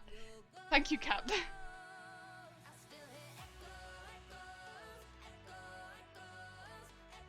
Okay. For me, the music was louder than you were. Oh god, okay. I'm having a day. Oh dear. Look at the music, but you're very clear over it, and I have cruddy speakers. I think it's fine for now. I think the music is at a perfect point. Okay. Okay. I'll leave it for now. If anyone is struggling, though, let me know. Kool-Aid man. Oh yeah! Phone, are you okay? You just vibrated my desk, and I didn't need that. Oh dear. Thank you. Oh dear. Sorted. Sorted. Wonderful. Right. Leave it there for now then. We'll leave it and we'll hope. And we're also gonna hope that this is thick enough to hold the weight of these strings. We'll see. They might have to be pretty loose, and in which case these are gonna be really deep threads. But we'll see. Not threads, strings. I've been doing too much sewing clearly and not enough classical guitar, but it'd be like that sometimes. But I also want this to be a bit thicker. I think. The style. For the styles. That style. That is in fact some style. Yeah, I like that style. So look at all the progress so far. It's just been me like, go down 2%. I'll go down another 2%, up 1%, down 1%. Oh, I'm not sure about that percentage of sound. I don't know. Oh dear, words are hard. You're right, words be hard. Oh dear.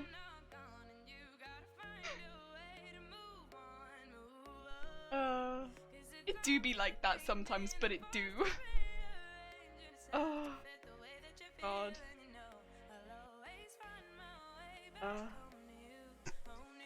At least, hey, at least the audio issues are free though. You know. We're giving them away today. We're practically giving them away.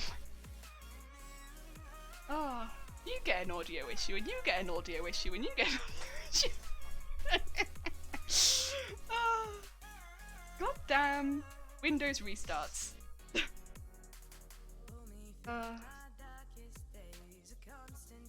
be fair though, keeps you on your toes, I suppose. Right. Sorry, basket, I didn't mean to smack you there. Right, I think we want kind of like a at the top. I don't know how thin I want it though. Crafty news! I'm getting a heat gun tomorrow! Friend wasn't using it, so I got it cheap. So useful! I didn't know how useful a heat gun was going to be until I got one, and literally, I use it all the time. I use it on fabric a lot as well. If you point a heat gun at thin polyester fabric, it goes. You have to be a bit careful because it also melts, but like, put it on like a heat-proof mat, like a big one, and you point it at a polyester fabric and it just goes like, not super useful in everyday life, but like, yo, you want to release some stress in a safe place. Maybe have some pliers on it. Just go, oh, it's the best. I do that. I use it in costumes too. I don't just not use it, but I do that. Oh, are you using a little Audi guitar as a base for this? Mr. Frightful, I'm using a Mira Malaga that I got for 50 quid off eBay because I happened to put in a bid right at the end when everyone else was like slowly going up by like 1 quid at a time. I just went straight in at 50 with 2 seconds to go.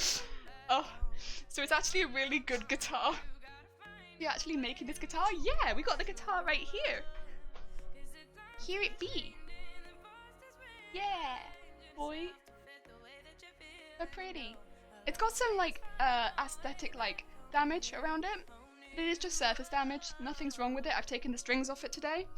And then we're gonna start. We need to build the pieces here out of cardboard first, and then we can do any covers on it. So we're gonna do the veneer, and then we'll start making the moss pieces, any of the bits and bobs like the foam details, and then we can start with the painting and stuff like that. So it's like doing it in steps.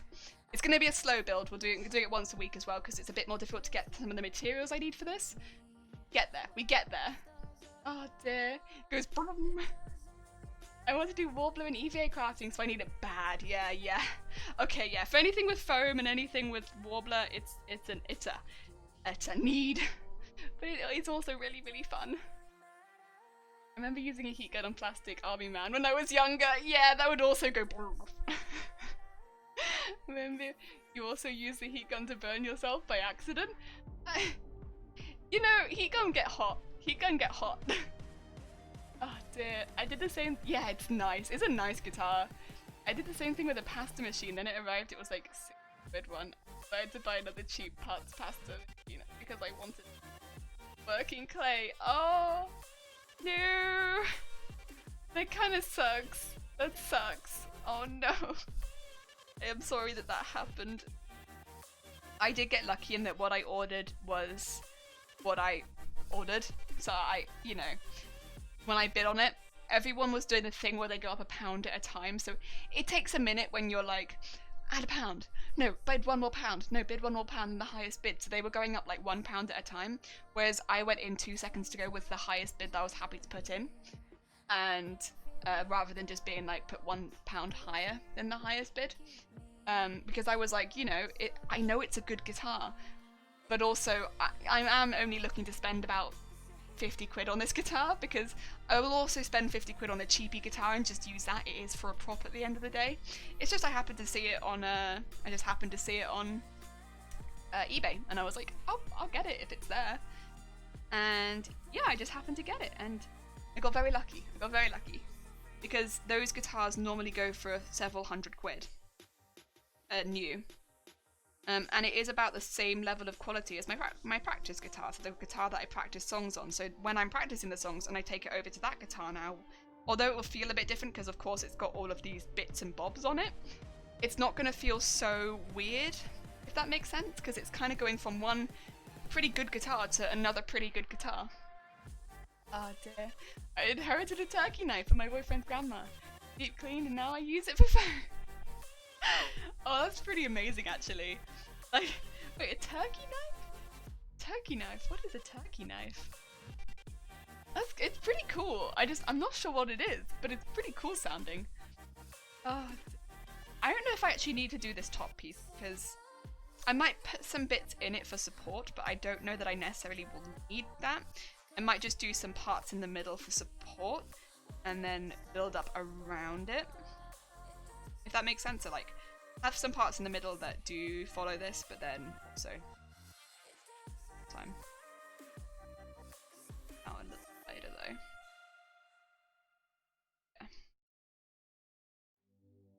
Yeah. And that's about what I want. It's kind of, this looks like a tap. Oh dear. It's just way too good to use for clay. Yeah, I mean, you got something really, really good, but like, oh dear. For clay, oh dear. I guess so, on the plus side, you know, if you ever wanted to make pasta, you're ready. You are ready. Oh dear.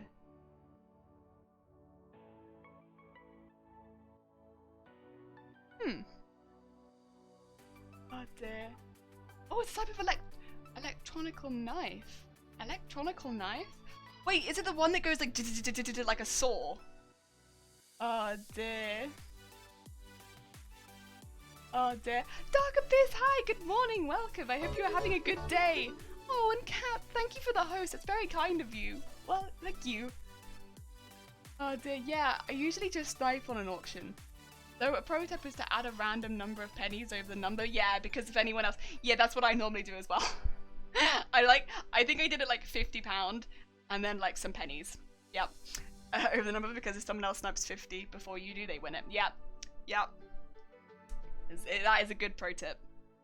That is, I think, what my parents told me as well. Like when I lived with them, they were like, you know, if you're bidding for things on eBay, make sure that you always do this. And like, so since then, I've always done this. Any tool could be used creatively. This is true, but they won't have time to overbid your, yeah, like 50 quid and 4 pence. I'll be like, wait, what? And I always do it with like 5 seconds to go. So I'll click do it, and then it's like, you don't have time to even add a quid to that. You have no time. That's my bid. So unless somebody goes in and also does the same thing as me and their bid happens to be way higher than mine, that's the only way you're going to win. You're not going to win by adding a pound at the last minute to the already highest bid. You have to go in and do exactly the same thing as me and also have a higher bid. That's the only way you're going to win. And that's what I do. Oh dear. Yes. Oh dear, so good. Oh, so good. Just woke up. Fair enough, Dark. That sounds pretty good. Right, I'm going to cut these pieces out. I'm happy with the top and I'm happy with the bottom. I actually only need this and I only need this. This is a bit we're going to be working on to start with though, because this is by far the most important piece. This bit will get added quite a bit later. Oh dear. By the way, I saw that you saw my art post.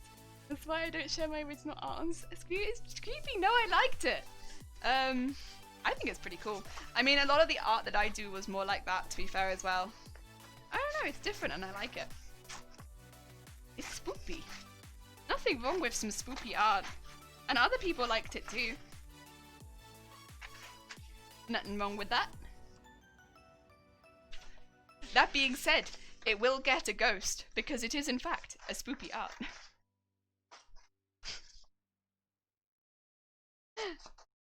I still like it though.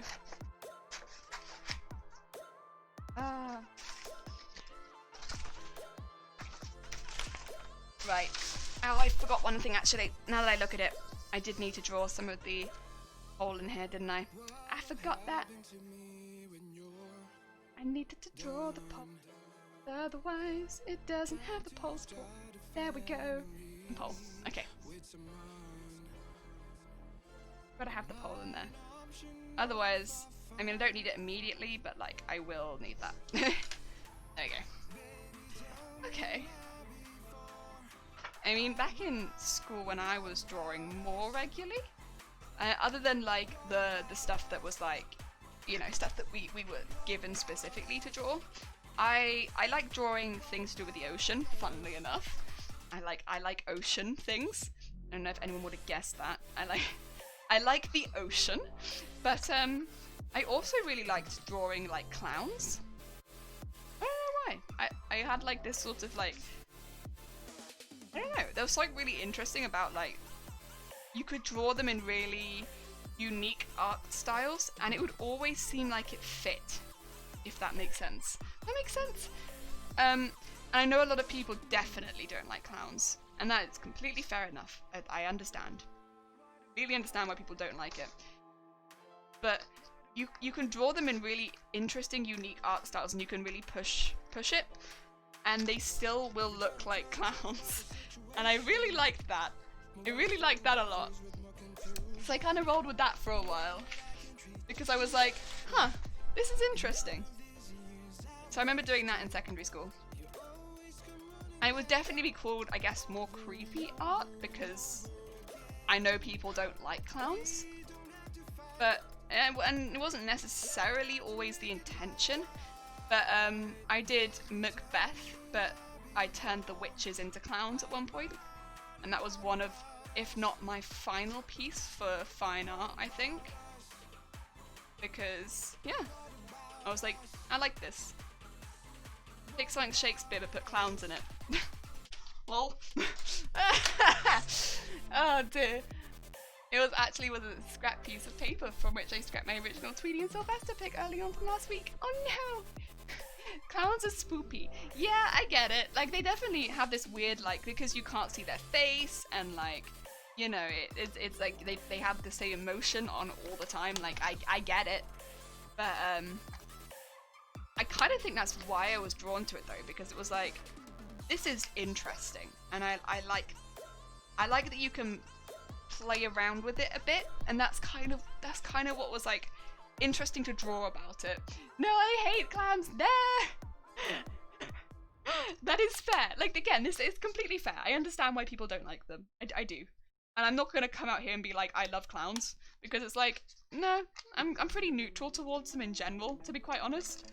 I don't really have any particularly strong feelings about them, but as far as like art goes, I found them as a really interesting subject, if that makes sense. I mean, that was kind of it. It was just like, they're a really interesting subject to draw because of that, because you can use them in a really good way, I think. Or at least I found that I could use them in a really good way. That it was difficult to use people in, or it didn't work quite as well. Whereas with clowns, it did, and I liked that. That specific aspect about them. Like, if I see, well, if and when I see clowns, you know, just wandering around, I'm a bit like, eh. I don't quite get it. I'm always a bit like, eh. Not really for me, but like, okay, sure. Not for me, but fair. Oh dear, damn. I love clowns. Okay, fair enough. I mean, it's not for me. I don't find what specifically makes them funny. I also don't really see what makes them scary. I just don't really get clowns, I think, is the thing. Oh, I cut out too.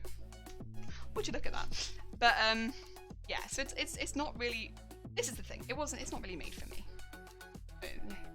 I don't mind clowns, but the more there are, the creepier they get. Yeah, I would agree with this. The clowns stack weirdly. When you stack clowns, it gets weird. Oh dear. I grew up in a time where the clowns were invited to children's birthday parties, and I find it hard to see them as creepy. Yeah, I grew up, so like, I think it was more because it was a smaller village, but like, at Fates, there were like clowns and puppet shows. I don't see it as creepy as such, but it was something from my childhood, I suppose. But again, I'm very neutral towards it because I also didn't find it funny. So I'm just kind of like, Wasn't funny, but it was also strange. Gonna go now, it's a lot of fun. I've been watching streams for a long time and I need to go do things. That is fair. Thank you for dropping by. I hope you enjoy the rest of your day. There we go. We have a little thing made. These are gonna need some work. And by that, I mean cardboard mainly. Dolls give me the heebie-jeebies though. Especially huge doll collections. Dolls I do generally find a little bit weirder. I think it's because they're a little closer to, like, you know what I mean? Like, it's not a person. And it's mimicking a person a bit more. I find that personally to be stranger. Oh dear. And yeah, I find that creepier. Clowns are not creepy, clowns are misunderstood. Oh dear. I mean, I don't know if I necessarily say they're misunderstood either. I don't know, because a lot of people I feel like the clown aesthetic because it's perceived as weird or interesting. And I don't know.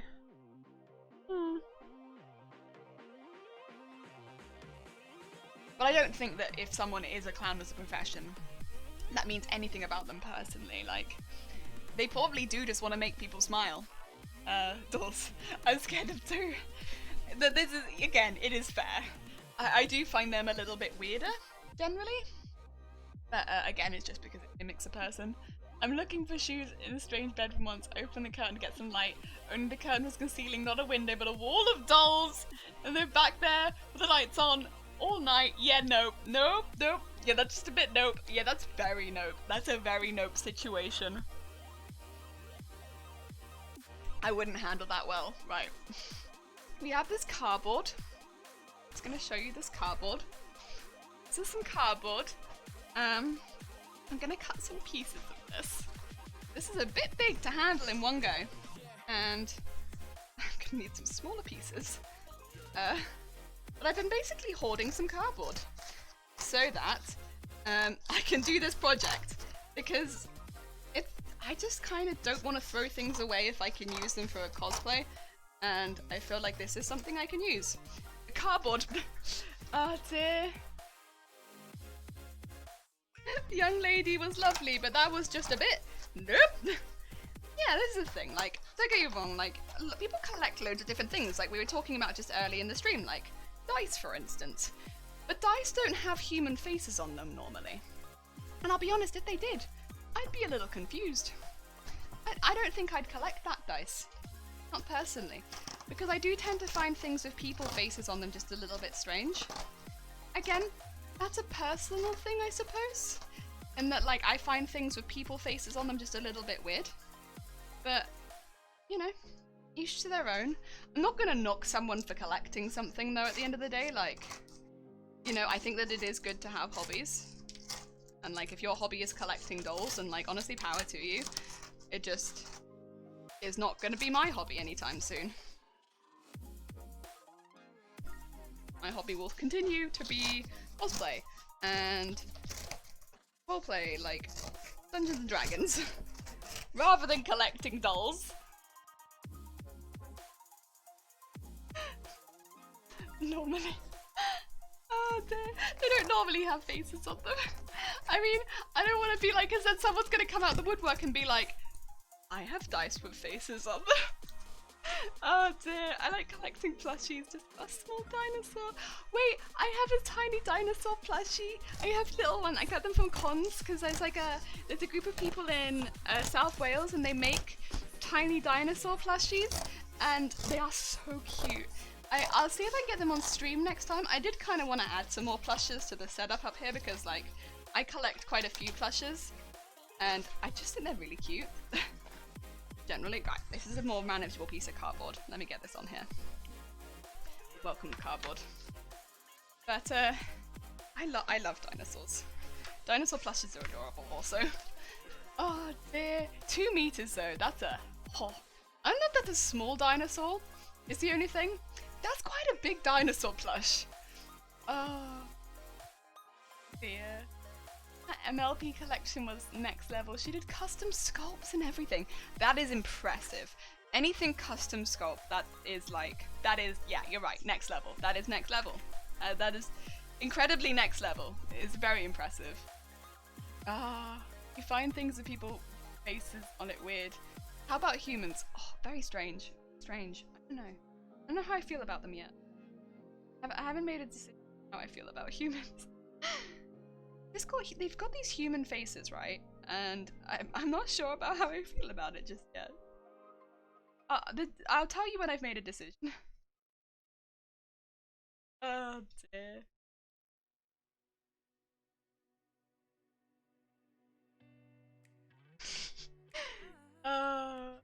You find the perfect significant other, like 100% best friends, guaranteed you'll never find benefit, but they insist their $1,000 collection be kept around the house. Do you stay? Yeah, I stay. At the end of the day, people have to have hobbies, I think. I think, well, or things that they like, things that they enjoy. And you have those things that you enjoy, and if that's something that you love, honestly, like, it doesn't have to be something that I love too. As long as the house is big enough. You're not unpacking them until the house is big enough. That'd be the only thing. Oh dear. I don't see the problem with collecting dolls. Yeah, this is the thing. Like, it doesn't affect me personally. Like, I'm not buying the dolls. I like humans, prefer giant fluff balls. I mean, there's a lot of benefits. They're fluffy. There's one. Oh dear. The doll collection can live in its own room with a locked door. They never have to go in, exactly. As long as there's space. Instead of around the house, locked in a room is an option. Okay, and if there's a significant thing scrabbling at the door, the dark burn down. If the woman won't compromise, she isn't 100% best match. This is the thing, like, it's about compromise. I mean, here's the thing, like, I'm a nightmare to live with, like 100%. I make a lot of racket, I sew all the time, I leave threads everywhere. Like, when I originally moved in with Shiny, I had like so many bin bags full of fabric, fabric that lints everywhere, and like, you know, that's a hobby and a half. Like, this is a hobby, and like, you know, that's a lot. Like, I guess it's not something that you might be physically afraid of. I'm not afraid of dolls, I would say, which helps. But you know that it's a thing. But you know, make compromises. It's not so bad.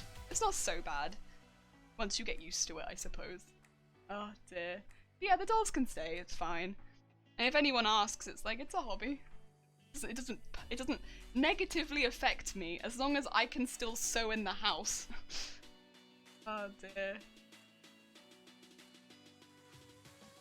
If she could put up my gunpla collection, perfect. And again, I can't imagine that your gunpla collection would actually negatively impact a relationship.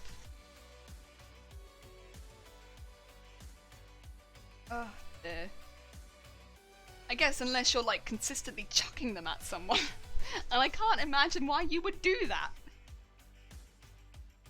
Listen. Oh dear.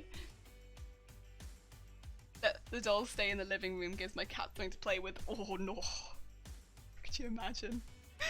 I don't know if that's even worse.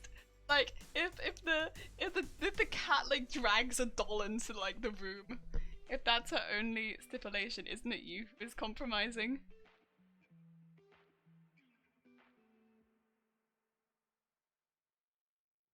What do you mean? I'm compromising because that's the only thing, like, is because they have dolls. I mean, the dolls are fine. Oh dear. Oh, terrified by Gunpla? I mean, I guess if you don't know what Gunpla is. Also, did you see the big? I mean, we probably did. The big Gundam, the big Gundam, big Gundam. I don't know how else to describe it. The big Gundam, very big, very very large. It was big. I had a friend send it to me and they were like, did you see the big anime robot thing? And I was like, what big anime robot thing? And they sent me a picture of it and I was like, that is in fact a big anime robot thing. Thank you for sending me the big anime robot thing. My life is now enriched now that I have seen the big anime robot. It was in fact a big anime robot. A stipulation is that something that makes you uncomfortable inhabits the entire house. I could do better. This is true. If it's something that you're physically afraid of, that's a little different. In my case, I'm not afraid of dolls, so it's like, it's kind of fine. If you are physically afraid of the thing that they are trying to put throughout the entire house, a little bit different. That's a little bit different. And also I feel like you probably wouldn't have got to the point in the relationship where you're trying to move in with this person without knowing that this person has a hobby that literally terrifies you. Like, you probably would already know, right? Like, I'm not crazy. You would already know. You would already know. Oh dear. Yes, you've seen the robot. Okay, it's a big robot. It's a pretty big robot. Oh, I liked it. I liked the robot. Oh dear. That's Hannah, by the way. Fair enough. And the other ones before it. Fair enough. I like the big robot. Gunflower is just Gundam stuff. Wonder how people are scared of it. I mean, I feel like anyone could be scared of anything. Though, bear in mind, like, people's fears do range pretty dramatically. And like, there are probably people that are just afraid of people that like anime, right? Because they have a stereotype in their head of people that like anime as being like, honestly, probably something like me, but like incredibly hyperactive or like really up in your face, and like, you know, they just don't want to go anywhere near them. So the idea of dating someone who's an anime fan, right, might be like a heck no in their mind, because it's like, I don't want to date that. That sounds like a nightmare. And then and then they meet me and they're like, my fears are realized.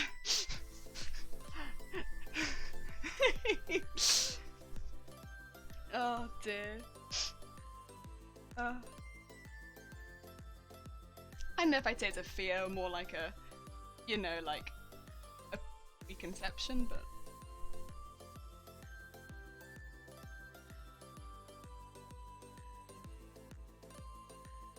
best. Yeah. Actually, I don't know if I'm that bad. Maybe I am. No, maybe I am. No.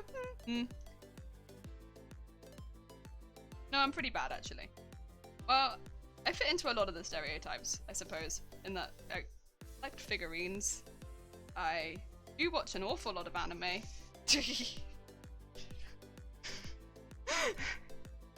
I'm not super hyperactive, but I do have a fair amount of energy. I don't sprint everywhere. I didn't watch Naruto, so I never went through that phase of like running everywhere with your arms like behind your back. Not that my arms can go very far behind my back, so it would never have looked very good anyway. It would have been like running like T-posing.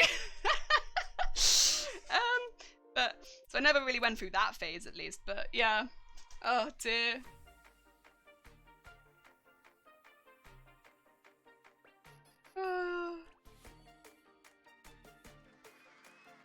Being judged for a hobby. Never tried that very. Yeah, I suppose, without trying to be rude, I feel like furries get pretty heavily judged. Or they did it. Thing is, when I was younger, it was like a hobby that was thrown around a lot and tends to get pretty judged. Like, not. Thing is, I think I've said this before on this channel, but like, from my point of view, it's always been one of those things where it's like, it's not a fandom that I'm part of. But because I know people that are part of it, it's always been one that I've admired more because of like, I know what goes into making a fursuit and it's not something that I can do. Like, I see people making that and I'm like, heck no. But like, it's not something that I know a whole lot about outside of that. I just know that I can't make fursuits. And that it looks incredible. Well, no, I know that it's incredibly hot. You know, I get warm enough in my layers, let alone when there's fur in there. Oh dear. I just posted a yes or no scenario where it's guaranteed get it. You say no, but that is scenario. Yeah, I know fairies. Fairies usually the least of what they're into. You do. I mean, I feel like it's different, but that's the thing. It's like different from person to person, and yeah.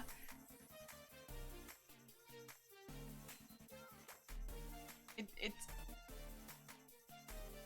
but it's not always the same from person to person. So it's like saying that's like, oh, fairies can't just be fairies. It's like, well, that's not always the case, because there will be people that are, and I don't know. Yeah. Fairies aren't bad, not my thing, but no issue with them. Yeah, and like the people that I've met that are, they've always been really lovely. I think that's the other thing is, I guess, it's not always going to be the case because, you know, in every community there are sour apples. It's same with cosplay. I mean, there are some rubbish people in the cosplay community, unfortunately. There are people that aren't inclusive. There are people that want to make it like a thing where only certain people can cosplay and yada yada yada, and it's trash. But I assume that it's the same with furries as well. But oh, Purple, thank you for the follow. It's very, very kind of you. Hi, welcome. But you know, I feel like that's just the same with anything. But the people that I've known that are fairies have always been lovely. So that's been my experience with it. It's not a fandom that I'm part of, but because that's been my experience with it, it's just been very positive. Oh dear. Oh. Yes, we have a weird hobby, but in reality it's the community, yes. Also, fairies are not a needy part of the community. Yeah, that's the other thing, is like, a couple of people that I knew who did identify as fairies didn't have fursuits. Like, maybe some of them wanted to, but like, if you don't make it as well, like, that's something where it's like, you don't always just have it. Or maybe you want to get parts of it, but you don't have the whole thing. So one of them had like a tail and that was it. And maybe they aspired to have other parts, but like not yet. And it's like, that's a goal in the future, but like it takes a while. I don't know. Yeah, people tend to judge what falls outside the norm and they don't understand. Yeah, I think just being kind and like not going into a community and just spouting garbage is probably like a good way to start. And I think normally when people do that, it's without trying to be too general, just because they are either young or they don't know or they're just trolling. But yeah, making blank statements like that isn't really great in my opinion. Oh dear. There's probably gun bar builders like that too. I mean, yeah, there's definitely people in each community that are not great, but I want to say that each community is trying to get, like, you know, it's not the majority by any means. Like, the majority of people, at least in cosplay, I feel like are generally like pretty good. It's just those odd bad beans that make it a not great place. Oh dear. It's always the loud ones you see first. The loud ones are rarely the good people.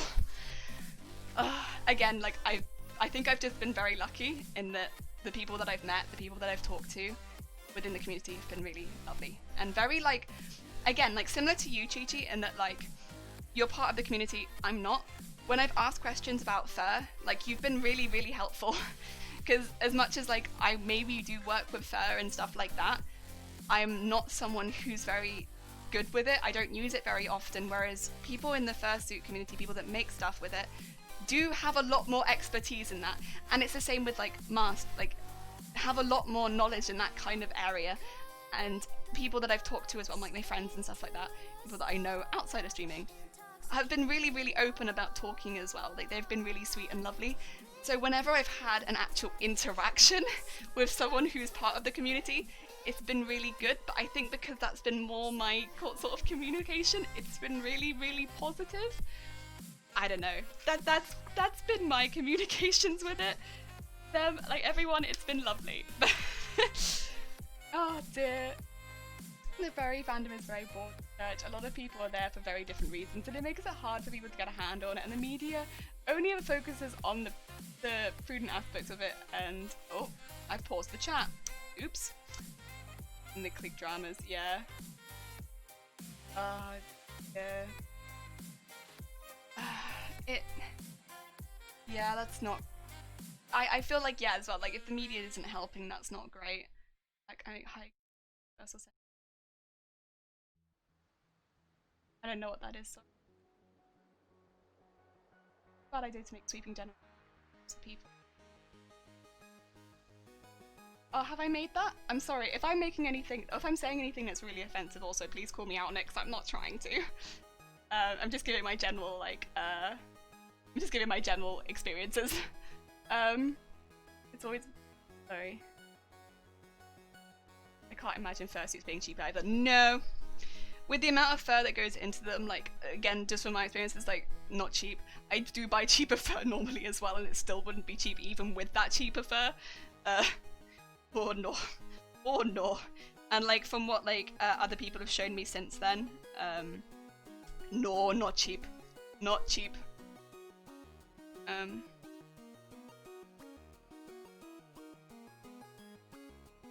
That's just taking specific instances, applying stereotype for, like, whole happened recently.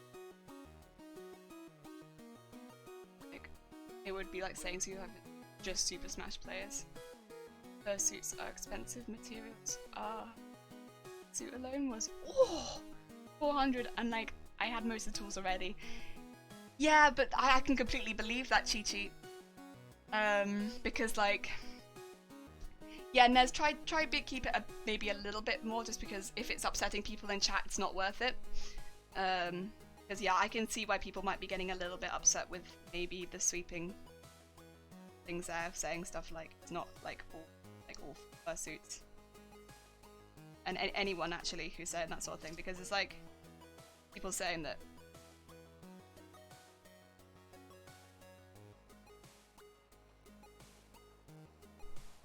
Because there will be people who are furries who are just furries, so keeping that as a general statement, maybe it's not quite fair, because there will be people, and people popping into the chat that maybe do just identify as that, it's not quite fair, so yeah. Oh dear. But yeah, I can see how that would be 400, because again, the fur, I remember when we were talking about this before, because I remember people being like, why did you get such cheap fur, and that's why it's so plasticky. I do get very plasticky fur, and it's still expensive, even when you get it that cheap. But when you're looking at the more expensive stuff, which is nicer and I assume nicer to wear as well, it was a lot more expensive, and you have to cover so much space with it. Oh dear. Celtic, hi, how you doing? Welcome. Hope you're having a good day. I am tracing many pieces of this, which is going to go, I don't know if this translates well actually. This is going to be going onto the side of the guitar at the top, which is where the pole part is going to be going into. I don't know how well this translates now that I've taken the guitar out of the picture. It's kind of basically the sidey piece. Imagine a guitar that I have behind you, and I could show you, but I don't want to put it on the top of the cardboard I just drew on. But this poley bit is going to be going out the top of that bit, and then I need this bit to anchor the pole, and I need to layer it up with cardboard. That's what we do. And I'm tracing it onto cardboard many times. This is just some cardboard as well that I got like a delivery in, and I've been saving for since we moved here, because I knew that this was something that I wanted to do. But again, like, it's not so much the cardboard. I knew I could have made this a couple months ago. It's more the stuff like the moss and the like tree bits and stuff like that. I could have ordered that online, but big but here. As we mentioned earlier, I buy a lot of the moss and the trees and stuff from Warhammer shops and stuff like that. Could have ordered it online. I really wanted to go and buy it from the local Warhammer shop, because I imagine like a lot of the local stores, and they are local stores, bear in mind, like I want them to stay in business. because if I ever take up Warhammer, that's a really easy place for me to go. So basically I didn't want to start it until I could physically go into that shop so that I could buy it from there. And there's my logic. Oh dear, Valor, hi, hope you're doing well. Oh, I hope you were doing well as well, Valor. This will probably be the last time we'll be watching one of your streams unless I'm on vacation. Okay, so Valor, on Fridays now, I know that you're not probably going to be able to pop around for a while. We're going to be working on the Bard costume, which is a costume I've had in the background for a while. And basically, I've not been able to work on it for a bit because all of the shops have been closed during lockdown. And it's been a bit difficult to get hold of a lot of stuff. So, Monday, Tuesday, Wednesday is going to be Garbador, same as usual. And then Friday, we'll be working on Bard. Bard's going to be kind of a longer costume, take a lot longer to do. And then all of the Fridays will be Bards, because, sorry, Monday, Tuesday, Wednesday will be Garbador as usual, Friday Bard. I probably explained that badly, but yeah, that's how the schedule will be going from here on out. Oh dear. The box my freezer came in is now my Halloween decorations, and the box with F's home came and arrived and stashed in case I need more huge sheets of cardboard. Oh. I mean, we have at the moment, like in one of our rooms, it's basically just full of cardboard right now because we're anticipating that we might be like moving house at some point pretty soon again, because we're not here for very long, unfortunately. We don't anticipate being here for very long. And so we just kept a lot of the cardboard boxes, at least like not longer than like a year. So we were just like, we're just gonna keep all the cardboard boxes because we don't want to get lots of cardboard boxes again. And so we were just like, keep all of the boxes. Why not? Oh dear, decorations. Oh. We have, at the moment, I think, all of our decorations. We have these, like, fold-out boxes. There was a shop in Cardiff at one point, so good. And they had these, like, fold-out crates. They're my favourite thing. And all of our decoration are in these fold-out crates. And I wish, it's not around anymore, unfortunately, this shop. I wish I brought more. They were the best. These fold-out crates are so good. They were so cheap as well. They were, like, £4 each. And, best. Should have got so many more. I think I only got like 3. And regrets. Biggest regrets. Oh dear. See now, I thought they weren't working on Garbador anymore. No, definitely. We're still working on Garbador. Absolutely still working on Garbador. I've actually been working through in the evenings, ruffling more fabric. So we got loads of ruffles just been like being made in like the evenings. So like just because I've got to make so many ruffles, I've been like working through it in the evenings as well to like, because on Monday we'll keep making ruffles, but just to like keep stepping that up, because otherwise we'll be there for months. I've been working in the background a bit to keep that going, but yeah, Garbador is still absolutely on the go. It's just I've honestly been looking forward to working on Bard for so long, and here we be working on Bard.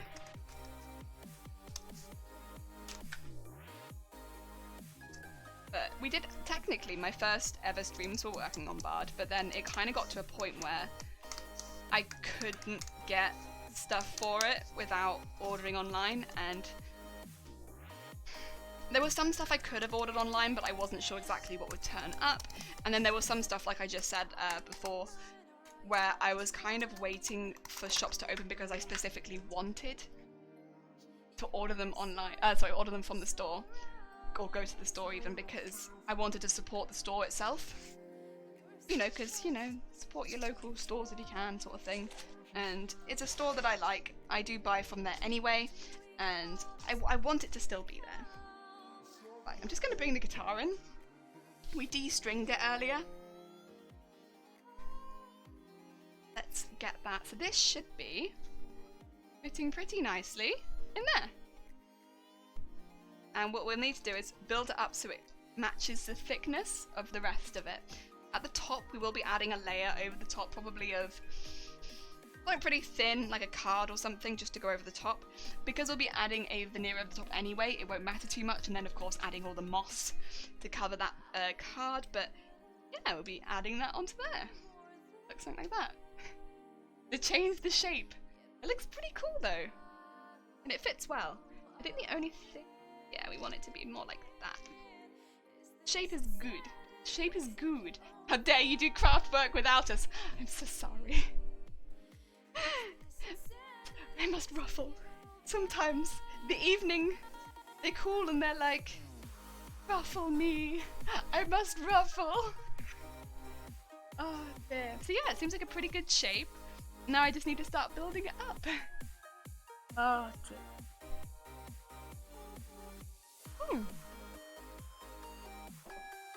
Ah. Oh.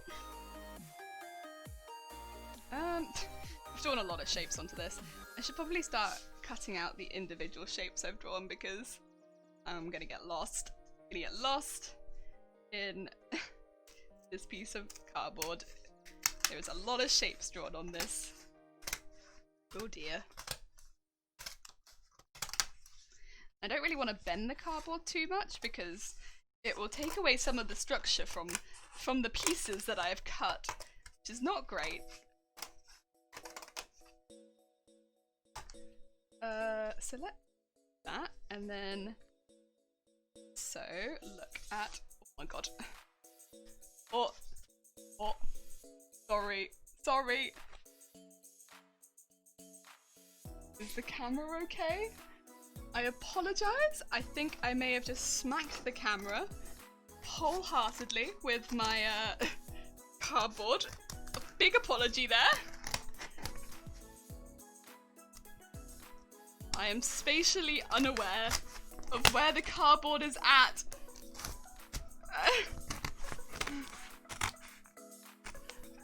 Oh dear. Oh, there we go. That's more manageable. That is much more manageable. Oh, okay. That's better. Sorry. Oh dear. I too enjoy a good evening ruffle. Oh, oh no, damn! Honestly, that is not what I meant. How could you? How could you?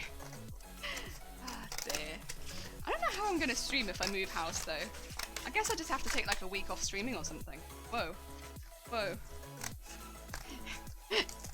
Instant unfollow. Streamer takes week off streaming to move house. Either that, or just put the camera on my shoulder and be like, we're sewing still, but we also moving. It's always really difficult to like, because I like, here's the thing, I like crafting. I think because like, I do craft probably around this much anyway, but I don't normally talk this much, funnily enough. I like chatting, and that, you know, it gets my chat on streaming, which I enjoy, but like, I do actually craft pretty regularly anyway, so like, it holds me to actually craft as much as I'd like to, but like, I like crafting, and this is as much as I want to craft, which is good, but like, it's really difficult to craft when you're moving house, because you have to pack away the stuff that you use to craft with, and like, so you want to be making stuff, but it's like, it's in boxes. Oh dear. Phone streams.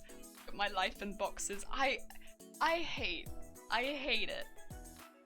Honestly, I just want to move and not have to move again for like 10 years. Because we've moved so much for like the last few years. I guess that's kind of what it's like at this point, but like, I just want to stay somewhere for a while, I think, at this point. Because it's such a hassle. Like, don't get me wrong, like, all the places we've lived have been lovely. It's fine. I like this place, I like the place we lived before. But like, putting stuff in boxes and then unpacking it again is such a hassle. Like, I don't mind the packing up so much, but the unpacking and...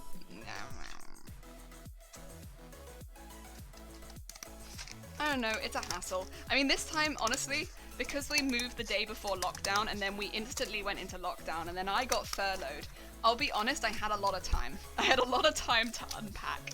Probably the most time I've ever had to unpack was this time, because I was just stuck in the house. We weren't meant to leave the house, like, at all.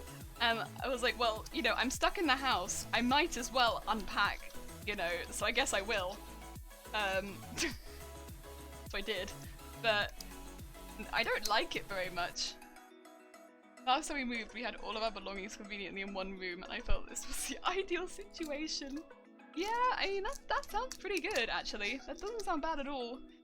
You could figure out a small project and just prioritize getting it moved. Yeah, and up fast. Yeah, that's true. Then just stream shorter if you really wanted to. That's true. Because I always feel like when you're moving, there's like nothing really to do. Because you like pack away all the entertainment things, right? And I am someone, I think, who has to have things to do. I get bored and I don't like watching things because I don't like watching television, right? It's not like you can just leave the television out because I get bored. I don't watch television. I get bored. And I need something to do with my hands and like I need to be crafting or something like that. I get bored real quick. And then I'm probably like heckin' annoying to anyone who's around me because I'm just like, I'm bored. I need something to do. Give me a craft project. Give me something to bake. I'm bored. So it's like, basically I'm a nightmare. But I also have the attention span of like this. The new legislation for tenants and landlords makes it a lot easier to stay places long term. Yeah. Yeah. I mean that. Maybe the next one.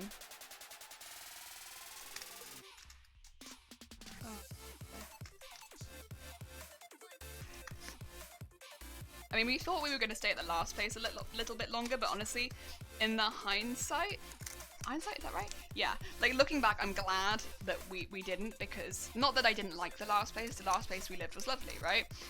But now that we've moved, it's meant that like I've had the chance to stream and stuff like that, so, you know, looking back, I'm very glad that we moved. Oh dear. Oh, Raven, thank you for the follow, it's very kind of you, welcome. We're cutting out many panels of cardboard so that we can attach them to a guitar and create extra panels. Oh dear. It forces landlords to be more on board with renting long term and makes it harder to arbitrarily kick out tenants. Okay. Huh. I have to have a little look into that. Because that could maybe be useful for us now. Or maybe it could be useful for us now, which would be good. Because, I mean, I don't know. I'm not sure.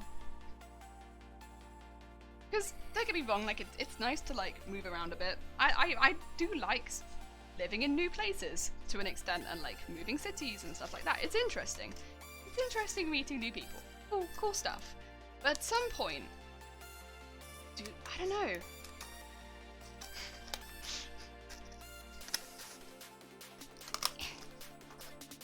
It's mainly just the bit where you have to put everything in boxes, to be quite honest.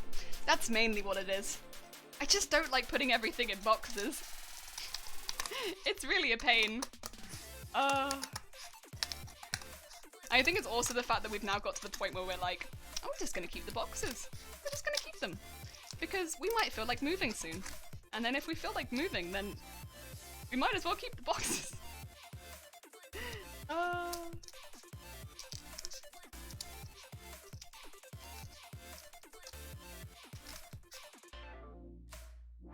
Unless I keep cutting them up, I suppose, and using them for cosplays, and then and then we will not have any boxes left, because I will use them all for cosplay. Oh ho ho ho. Yeah, I think actually Chi-Chi's idea of maybe having a smaller project would maybe not be the worst idea. Like, I think doing a cosplay at that time would probably be quite challenging. But I mean, technically, I did do a cosplay while we were moving house last time, and it was, not only was it a cosplay, it was also a cosplay that I was keeping secret, and it was back in nightmare. Don't recommend that, not at all. Oh dear, I just noticed that when I move out, I would have to pack up barely anything. So far, if I was to move out, all I would have to pack up is my computer, my clothes, my TV, my lightsaber, and a couple of card games. That's not too bad. That's not too bad. I mean, I don't feel like I move with... I always think I don't move with too much, because I don't. Except for everything in this sewing room. It's this sewing room. This sewing room is what really gets me. And of course, like, some pieces of furniture. But, like, it's the kitchen. Actually, no. There are some things in this house, but, like, the sewing room is really the kicker for me. I did a really heavy box last time. I won't do that again. It had both of my sewing machines in it. So it had the Genome, and it also had my brother embroidery machine in it. Oh, that was a heavy box. I remember packing it and being like, that's a really good box, because then I can unpack it at once, right? And I can have both of the sewing machines unpacked at one time. And I went to lift it and I was like, oh no, no, no, no. That's a heavy box, because it had all the extensions and everything, and like all the extra bits, the extra tables, stuff like that. Oh, that's a heavy box, because that's like a reasonable machine, but like the brother is a really heavy machine. They were both in one box. It was quite a small box, and that was a condensed weight. A lot in there. Oh dear. Oh, it was not good. Big boxes are for the bulky but light stuff. Yeah. I don't know. It was kind of condensed. It was, I would say, like a medium box. It was not good. Whereas the arse falls out. Yeah. The arse was not going to fall out on this box. It was a good box for it, but not optimal. It was not the optimal box. I remember packing it and being like, oh no, I have made a mistake. This box is too heavy. I did not unpack it. I kept it though. I did keep the box. Because I was also of the mindset of, well, I've packed it now. If it's a two-man job, this box, it's a two-man job. But those sewing machines are staying in there. And they did stay in there and they were fine. But that was a really heavy box. That was maybe, if not the most heavy box, probably the second most heavy box. There was one other box that was really, really heavy. There wasn't really much we could do about the other box, unfortunately. The other box just had a heavy item in it. It was heavy. Sometimes it'd be like that. But yeah, that box shouldn't have been as heavy as it was. It was heavy. I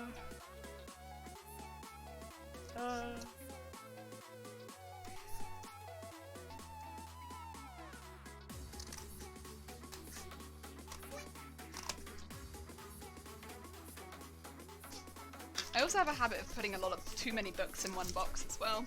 So I'm always like, books aren't that heavy. Like, I know people assume, like, yes, you would assume books are heavy, but like they're not that heavy. And so I always do quite big books, like book boxes, and they end up being a bit, not too heavy, but like on the side of ours falling out, kind of heavy.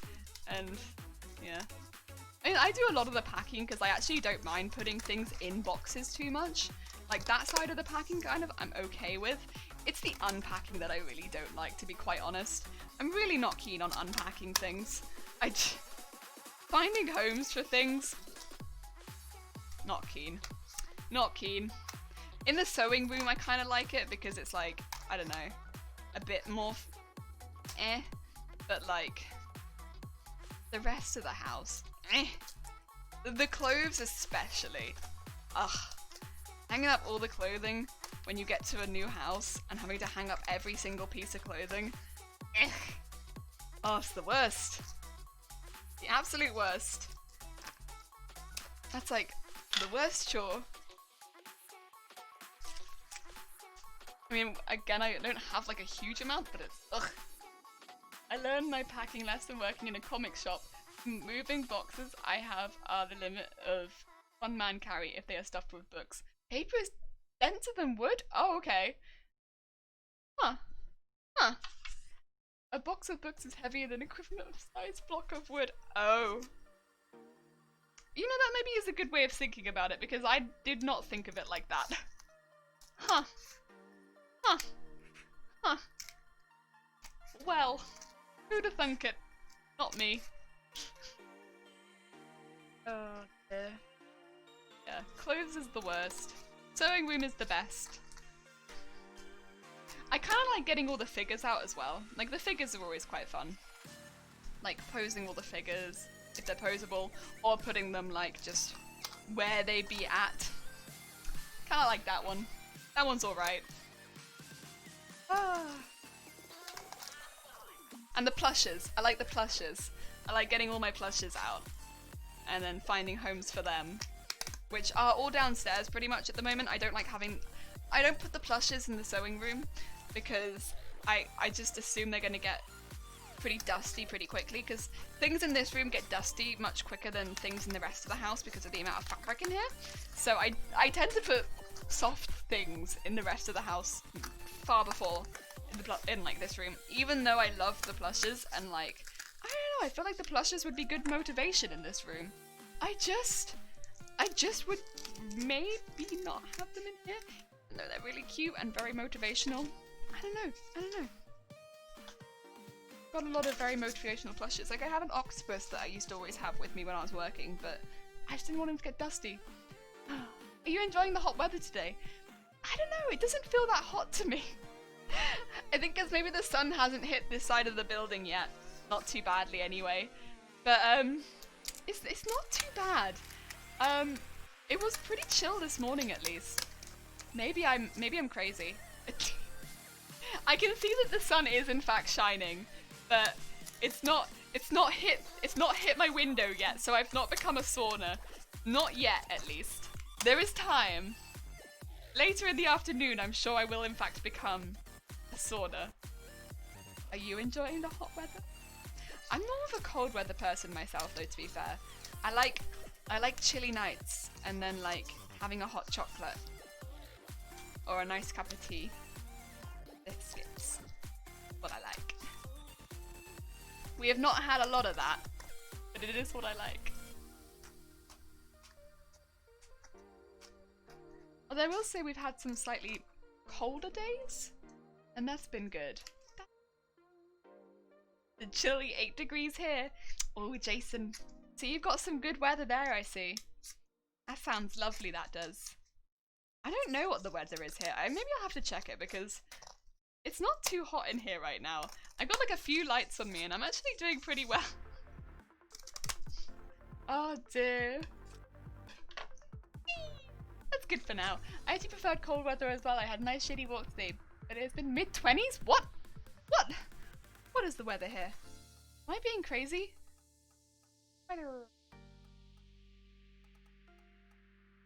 What? Oh, apparently it's 29 degrees. Oh, it ain't.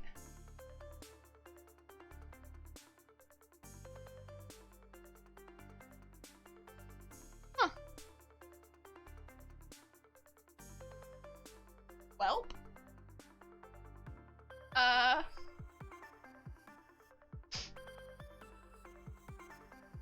literally got like a cup of tea. I'm like, it's not so hot today, and I go, it's fine. We've got lights on me. Like, I'm even breaking a sweat. What's happened to me? Am I okay? Oh.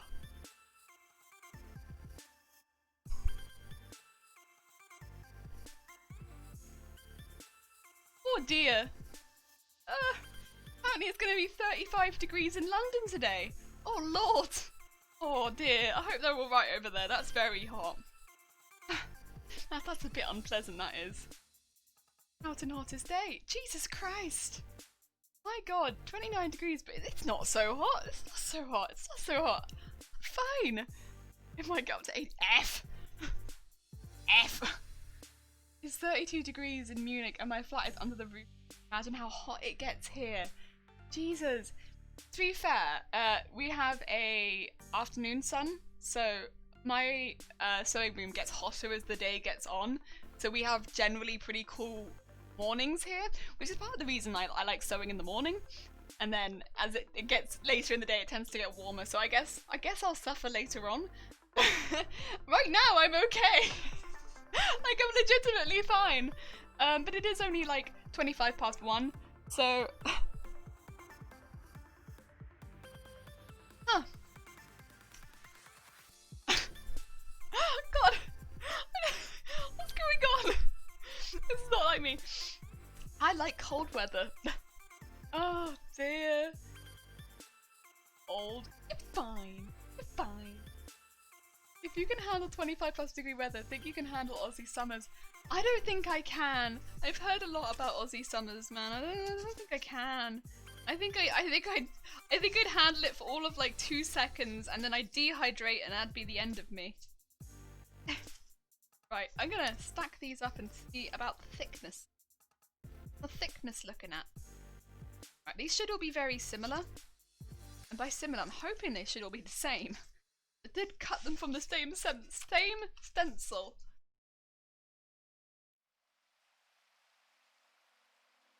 But we will need more than this. This isn't going to be enough.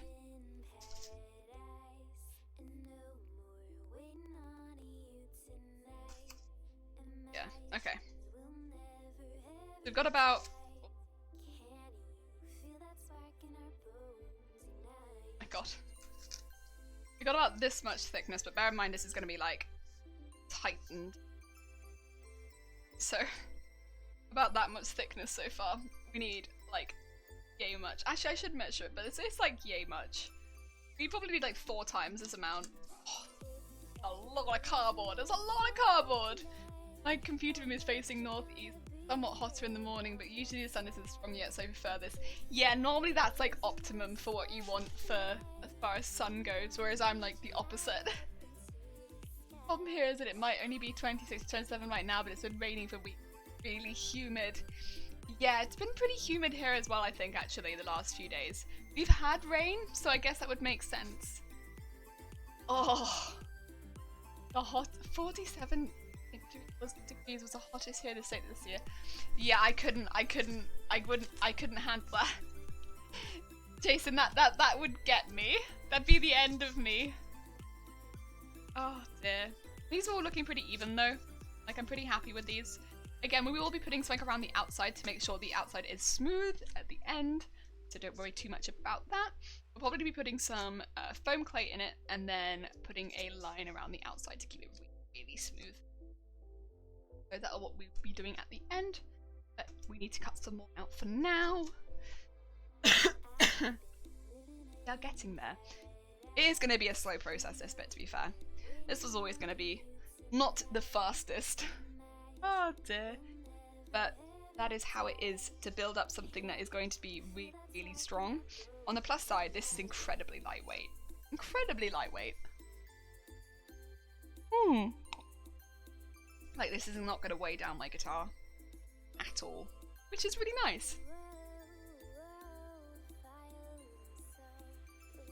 Oh, dear. My only concern is that I don't have a clamp, and with this, it is I think something that I'm going to want to hold down when I glue it. I have heavy books. I wonder if that would work. But I don't think I'm going to want to put a heavy book in between each layer when I'm letting it dry. So I'm not sure exactly how I'm going to get that.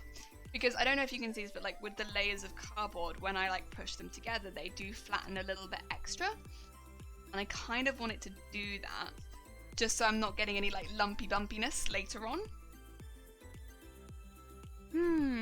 I'll have to think about that. I mean, I'll think about it when I suppose it comes up, because right now it's not too much of a problem, because I'm not gluing it, but for now I suppose I can just focus on cutting all the things out, because I do need to be doing that. Where's my ruler? It is over here. How thick is the guitar?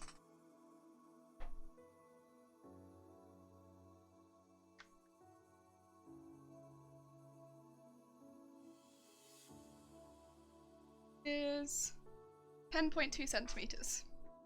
Okay. So I need this to be about 10.2 centimeters. Oof. If we can get it to even 10 centimeters, that'd be good, because then I can add the extra layers as the ones that maybe start to think about overlapping it. At the moment we are about 2.5, so we will need about 4. Oh dear. If you have a bit of spare time, look into torsion box construction techniques. Building strong but largely hollow objects. It's used for things like cheap furniture indoors. Okay, I can pop that in a tab and have a little look at that. That sounds interesting. Especially if it uses anything that I could use for this. Because This is definitely new territory for me. There we go. I'll put that in a tab for now. Thank you. Excuse me, sorry. I have a frog in my throat. Needs more tea. There we go. Also, I don't know if this cam would help you see any better. Does it help? Nope. Does not help. I was like, can you see better from this camera? I don't think so, but we'll check. Right, cardboard. Back to me.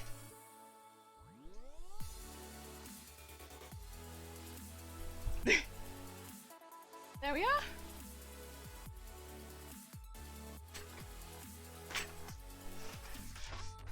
Cool beans.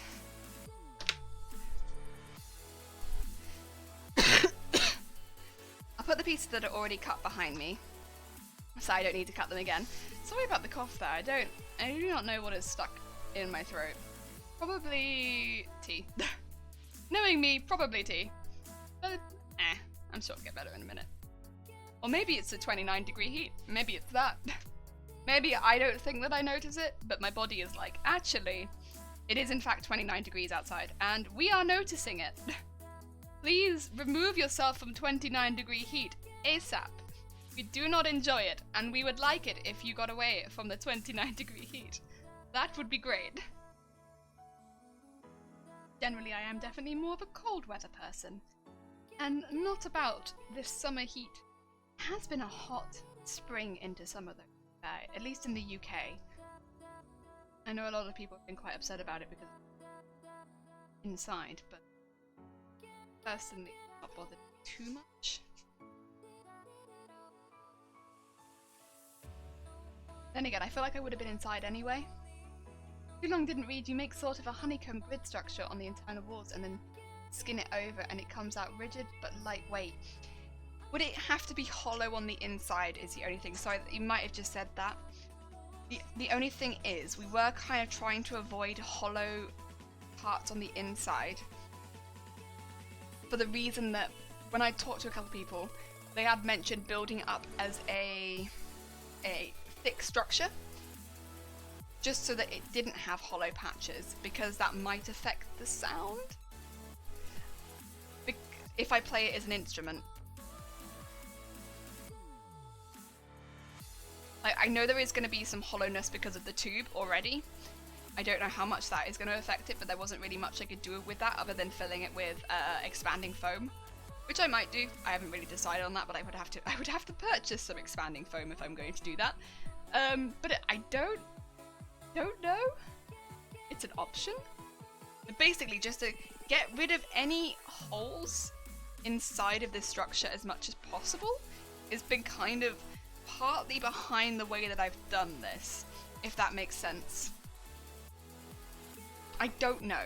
That's kind of in the plan. I just noticed that the house we own, I might move into, doesn't have any heating or air conditioning, so I'll be super cold in the winter as I get some heat in the summer. Oh god, yeah, I can imagine like an Australian summer without aircon. That sounds terrifying, to be quite honest. And yeah, heat seems really important. Of course, for winter, you know, as much as you might, like as much as I might enjoy cold weather, like the heater becomes important. Like you don't want to make yourself ill by not having a heater. Oh dear, I didn't realise badges don't have the same restrictions as emotes. I was able to use my rejected emote as a sub badge. Yes! Whoop, whoop, whoop, whoop, whoop, whoop, whoop. That's good to hear, Dem. I am glad. I've been thinking I might change the sub badge to be something else, because I'm not so keen on the sub badge. I'm not keen on it. I want it to be something a bit niftier. I'm gonna change it. I'm not sure what I'm gonna change it to yet, but I think I'm gonna change it. I want it to be something niftier. Like a jellyfish is fine, but I kind of want it to be cooler. We have some early blackberries and raspberries coming out here because of the early heat waves. Oh, I love blackberries. I used to go blackberry picking like all the time because we lived in the New Forest, which is in Hampshire, like a really big national park, and we had a lot of blackberry bushes near us, and we used to just go out and pick loads of blackberries and then make like a blackberry coulis and have it on like ice cream. Oh, it's so delicious. So delicious. Really, really good. Love blackberries. Very tasty. Very, very tasty. Like, raspberries are lovely as well, of course, but I like blackberries. Oh dear. Mine is a temp use. I want a different badge. I'm just happy I didn't waste my time on making a temp badge. I love that badge though. I think it's great. And yeah, especially if you, I guess if you just use it for temp, that's fair enough. Oh dear. If it was an issue, you could easily pop through the skin and fill the cells with foam, and while it might not project be useful somewhere else, it could save a ton of material and mass. Yeah, actually, to be fair, you are right. It might not be useful for this one in particular, but because I want to do more things like this, especially if this works well, you're right, that could be really, really useful for future projects. No, and again, I've got it in a tab. I'll definitely have a look at it. Thank you, Mr. Frightful. You are correct. I'd definitely give it a look into. I've been really fortunate actually, because like, as well as having people that I can talk to about this, like at this as friends, when I went into the music shop and I was looking to buy like a couple for it anyway, and like get a bit of advice about what they would suggest as I was buying it, they were like, "What's the project?" And so I was like, "It's gonna sound really odd, but this is what I was looking to do." And they were like, "Right, what I would say is when you're looking to build this, just make sure you do this, this, this, and this." And it just gave me so much advice, and I was like. And they were like, "Oh, we get university students all the time come in and they're doing bits and bobs. Like, not specifically this, but like, you know, it's not so unusual for us to have requests like this." And I was just like, "Oh, cool." I was like, amazing. And they were like so helpful. Like really, really helpful about it. Like, even though I felt like it was a really weird, like I wasn't going to tell them what my project was. And I felt really weird telling them like, "Oh, you know, I'm sorry, I'm gonna be like massacring a classical guitar," and they were like, "Nah, it's chill.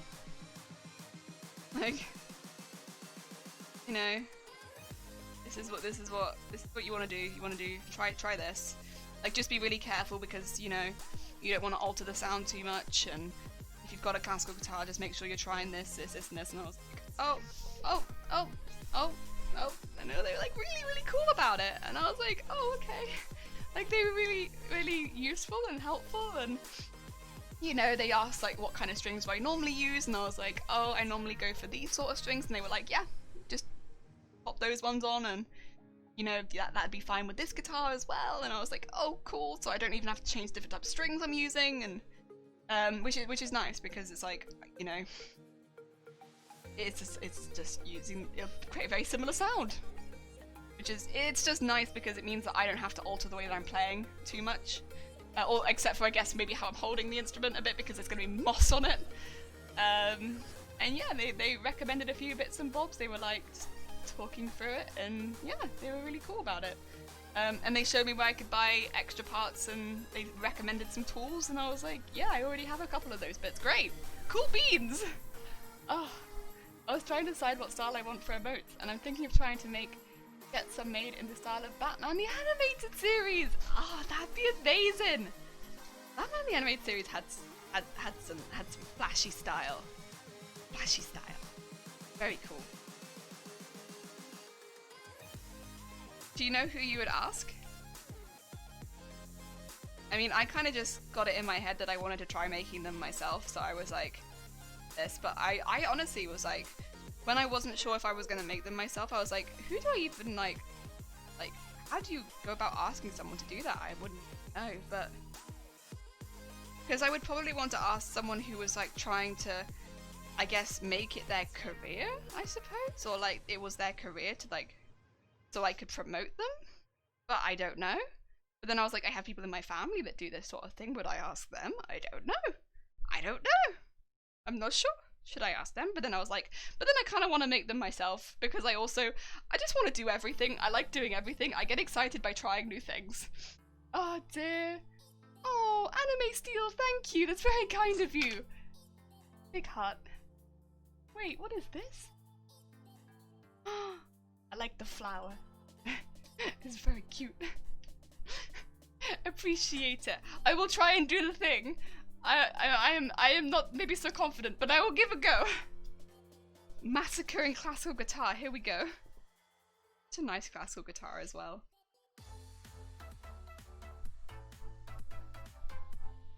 Oh, there. I'm not sure. Yeah, it's like difficult because I don't know. It's like, I guess. Do you think?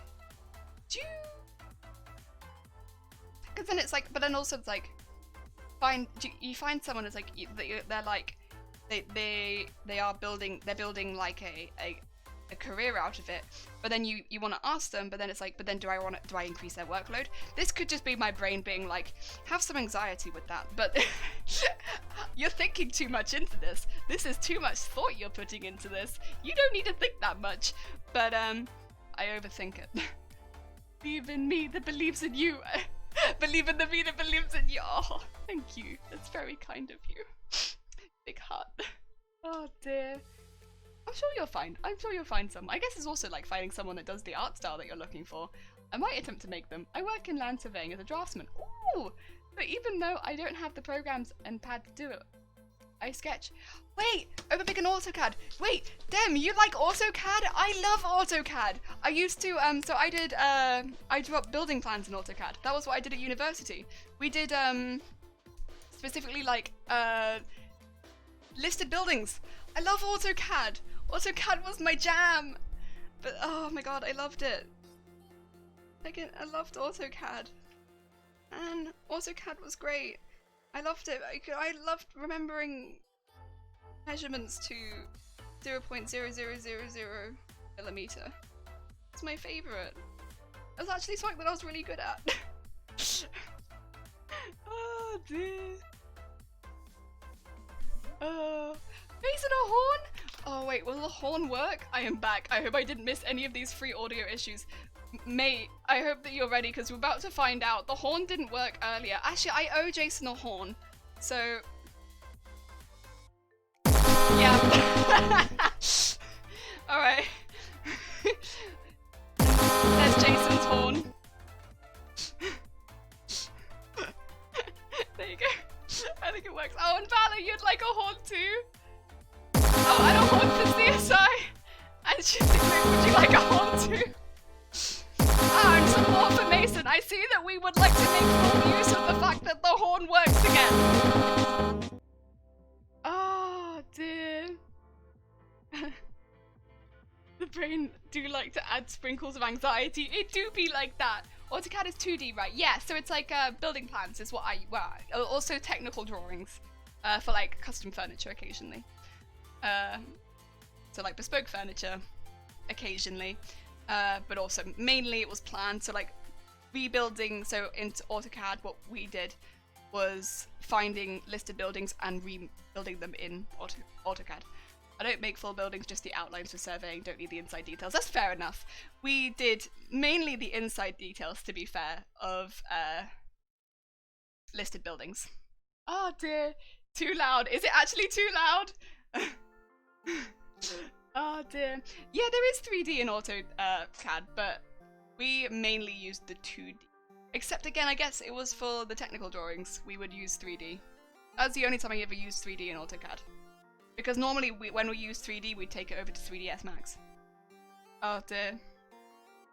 No AutoCAD, oh, you had SketchUp! I know a couple people that use SketchUp, and SketchUp I feel like was really useful if you wanted to go, like, again, like, it was useful for industry, but like, I never got on with it quite as well. I don't know why. It didn't quite get me. I don't know what it was about it. Autodesk and me, we just clicked. We clicked. You know it's loud, I'm going, ah! Oh dear. I want to get into AutoCAD so bad. I thought it helped me into my board game insert building. The only thing with Autodesk is it's quite expensive as far as like a program goes, but if you can get it for free anywhere, that's great. It's a really, I really enjoyed it, but buying it is not cheap. That's why I don't have it anymore, because it's like, it's expensive. I don't need it at this point in my life, but like, oh man. And it was really useful because like taking things from Autodesk and across to a laser cutter. Like taking section drawings and stuff like that, you could laser cut them, get all the pieces, put them on laser cutter, make really cool sections. I still have some of them. Oh, oh, oh, oh, they look so good. They look so good. Oh my god. Okay. I was in 3D printing class until the pandemic. It was hard to transfer over to learning from home. Yeah, I can imagine actually that would be tricky. A lot of things I feel like on the creative scale, I mean anything honestly, when you've been learning from a class and then going to learning from home, it can't be easy. Like it's a lot. But yeah, on the creative, if you had a lot of stuff that you used, like that was like specific equipment, and then you have to come home and not have that specific equipment, like that's tough. Like I used to go into university and use the computers there because they could handle a lot more than my laptop could, as far as like rendering and stuff like that. If I couldn't have gone into university and done that, I would have struggled because I couldn't have done a lot of stuff. Would have been tough, and really tough. Like I just wouldn't have. I don't think my laptop could have handled it, to be quite honest. Would have been like, hey, I've done the work, but yo, if you want to see any of the final stuff, nope. Oh dear. It ain't happening.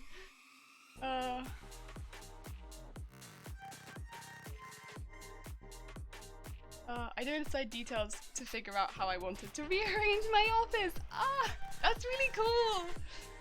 My brother-in-law totally didn't have it on a USB for me. You can't get it for free, that's why we use AutoCAD 2008. Oh. I did inserts for a giant board game back when I had Illustrator. It was kind of pornographic. Oh no. It doesn't run off anything over. Windows XP. Oh. Oh no. Wait. Oh dear. Oh dear. I just noticed when I leave the house I might turn into Cabby from Girls and Panzer. Tanks shall be my friends. Tanks shall be your friends. My phone is just about 8x the power of my work PC. Not exaggerating. Oh, okay. Okay. My work is about 8 times the power of my work PC. My phone is like 8 times the power of my work PC. Not exaggerating. So either your phone is great, or your work PC is in need of some help. One or the other. Exactly. Even running the program on my Bob was way different experience. Yeah. I mean, as well, and also not having access to like some of the larger technology, like the laser cutters and the 3D printers and the stuff like that. It's like, well, you know, maybe I want to display stuff. Maybe I want to show you stuff. A bit of both. Okay, fair enough. A great phone and a not so good. A not so good PC. Oh dear. Right, last one. And then I can start cutting these out again. Oh my god. Yeah, I couldn't have. I couldn't have done it without going into. I mean, that's part. I went in like really frequently, and just so I could get a lot of the work done. Because yeah, as much as like, don't get me wrong, it is useful being able to work from home a lot. Anyway, whether this stuff had happened this year or not, it's, you know, having a slightly more powerful computer, or just a computer rather than a laptop, it is super handy when it comes to using programs that take a lot more effort. And a lot of the programs do take a lot more effort. And sometimes your Bob can't keep up. You have to use something more powerful. Oh dear. Oh no, an event I was supposed to first out just got cancelled. I am sorry, Chi-Chi, that is not good. Yeah. That's no fun.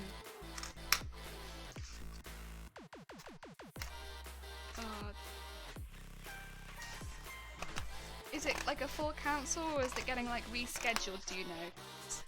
I mean, hopefully they're able to maybe do it another time where, like, if it's cancelled because of weather or something like that, maybe they'll just be able to reschedule it to a little bit later.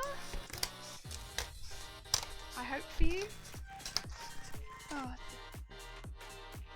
I did though finish one of my boards just now. Oh, that's good. Okay, that's a good chunk of progress. It's not easy. You're about gotta check on dog and chickens. Fair enough. Yes. Oh dear. They said it's cancelled for 2020. Oh, there'll be 2021 cancelled for COVID. Okay, okay, that's fair. For the safety. Oh dear. So it does suck, but yeah, I get it. Same as unfortunately the same reason most things have been cancelled this year. It still sucks though, and still absolutely sucks. Like nobody wants their events getting cancelled, but yeah, it sucks.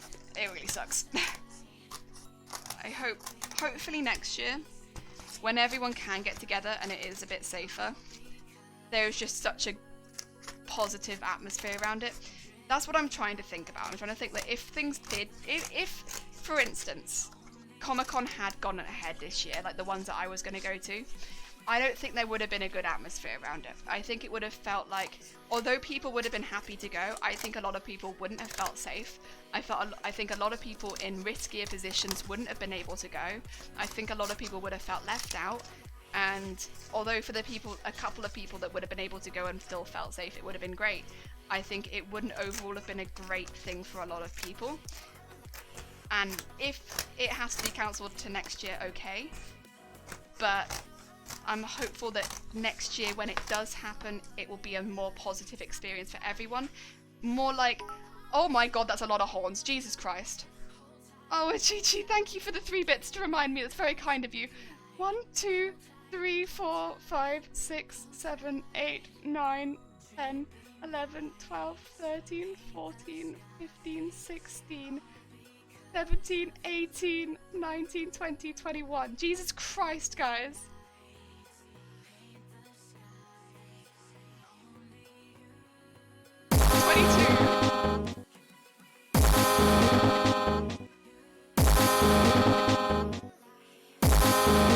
Yeah, go ahead and mute if you don't want to hear this, guys.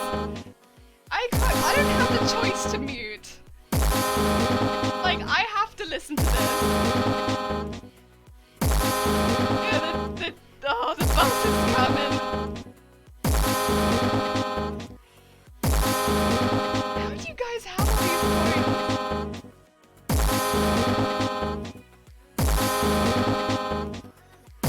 Jesus Christ.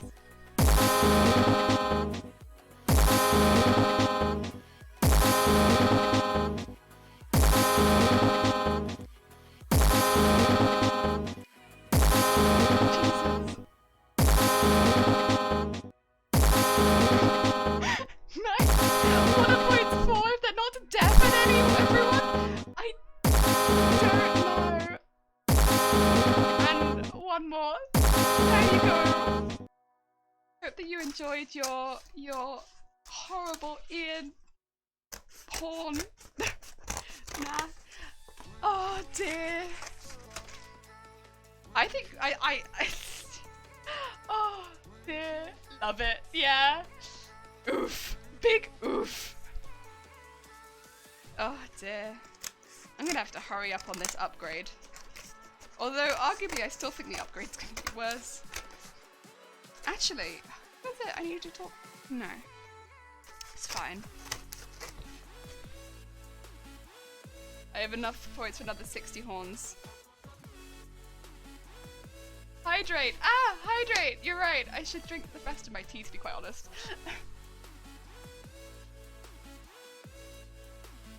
I could probably get one of the think points for hydrate, to be fair.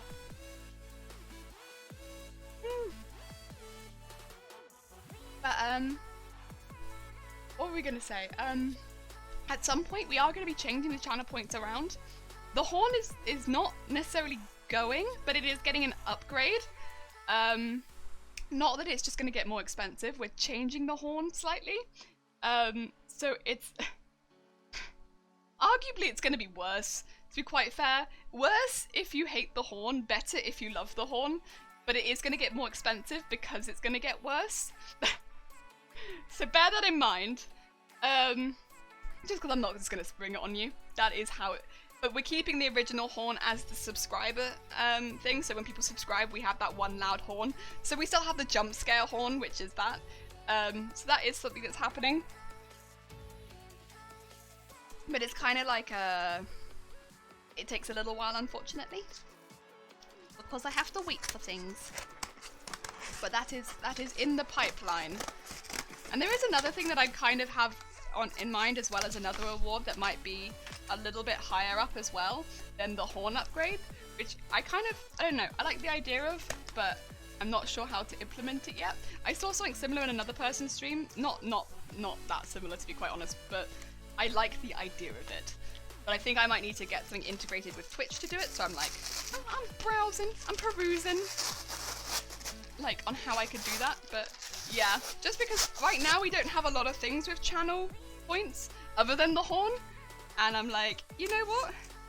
The horn itself, the thing is, when it's like spammed, it is quite difficult for me to keep up at this point. And so I'm like, I would prefer it if there was one which was just a little bit longer, maybe? Or something a bit more intense that was just a little bit higher in points. And then, of course, keep the original horn as the subscriber. And then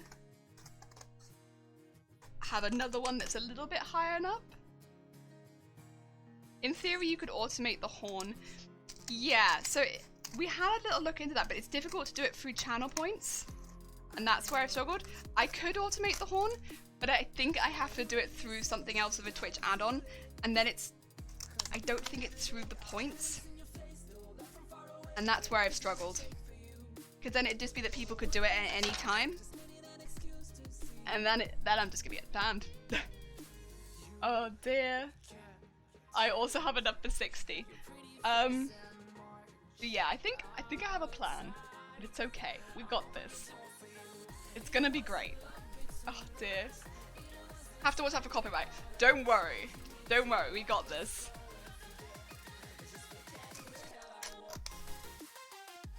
Oh dear. Oh dear.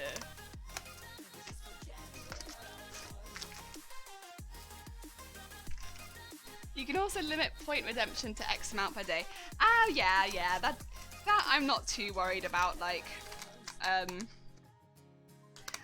not, I appreciate it. I don't think I'm looking to limit how many points people can redeem. I think I probably will also add a hydrate option at some point, but I think rather than it being hydrate, I might try and make it tea. I do drink water on stream, but like I drink more tea, to be quite honest. I only drink the water when I run out of tea. I would like to get a teapot though. That'd be cool. Oh, I have a tiny spider. You can go on machine. Here you go. Oh, sorry. Rainy spooder. Oh, actually, you probably shouldn't go on the sewing machine. If I start sewing and you're in there, that's a bad. You go on here. There you go. That's a safer.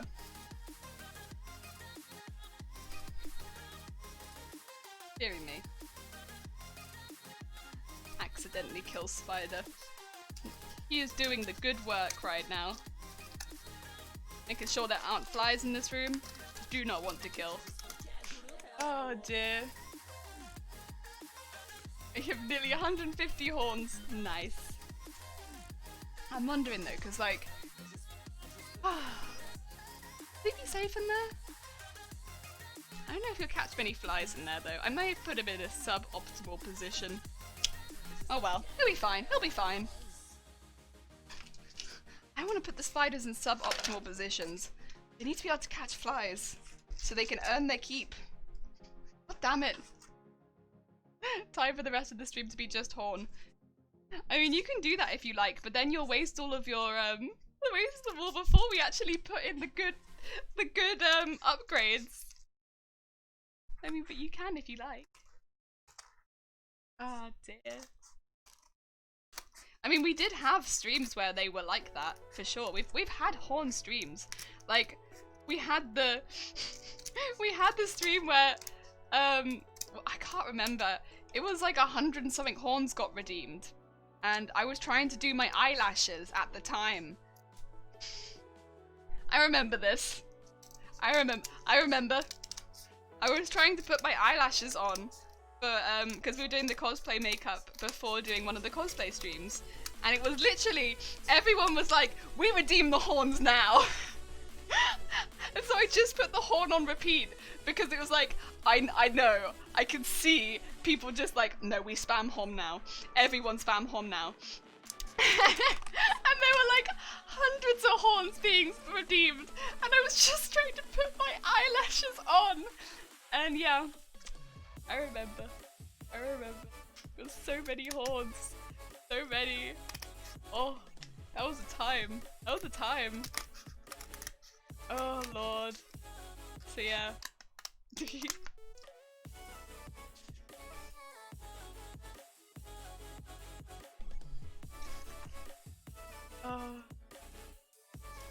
I think one of the things that kind of gets me is like I've uploaded 3 VODs to the YouTube channel now, just again because like if I lose the VODs of the Garbodor, it's gonna make it really difficult to do the time lapse. So I've uploaded 3 of them to YouTube now, and I'm pretty sure you can probably hear the horn in the VODs because of course it plays through the desktop. I don't know what people must think if someone was to stumble across that VOD of just there being random horn within it. I don't know. I do like the horn though, deep down. Actually, not even deep down. Reasonably surface level, I love the horn. It is loud though. It's the one thing that's kind of put me off getting like in-the-ear headphones.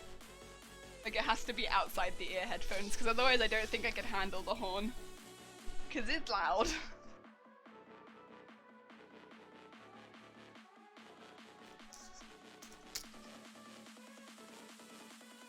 Yeah. I'm gonna have to get some more cardboard after this, because I've basically cut up that whole box. Maybe I'll start looking actually with some of these, like cutting out the middle bit. The horn is quite loud. The horn is quite loud. You know, that's my own fault, because I did in fact take it into Audacity and boost the sound, and I also added distortion to the horn. So, the reason the horn is loud is me. I made it loud. I was like, I don't know if people will be able to hear this horn, so on the off chance that they can't hear it, I guess I'll just boost it a bit, and then I'll also add some distortion just to make sure that it definitely sounds loud. And so I did that. So not only is it loud, it also sounds like it's loud. So it's a double whammy. So even if it was quiet, it would sound like it's loud. It's kind of dumb. Basically, it's kind of dumb. I don't know why. But that was my thought process going into it, was I want it to sound loud. Even if you've got me quiet, sound loud. Yeah. The horn will permeate.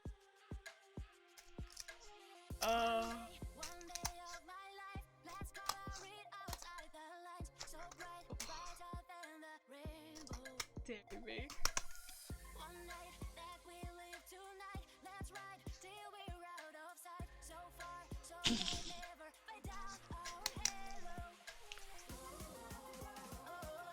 I wonder.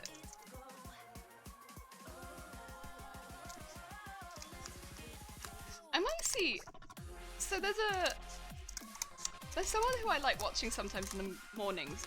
Dem is a mod for her called McDoodle. I wonder if she knows. I wonder if she knows Vengabus. Probably not. I feel like it's maybe not something that is like something you would do a cover of. But if she does, I might see if I can request Vengabus if it's part of her repertoire.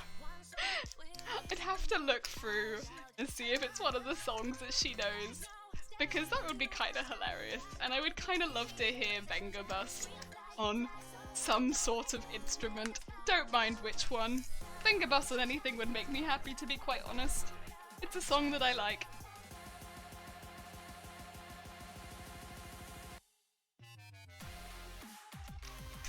Oh.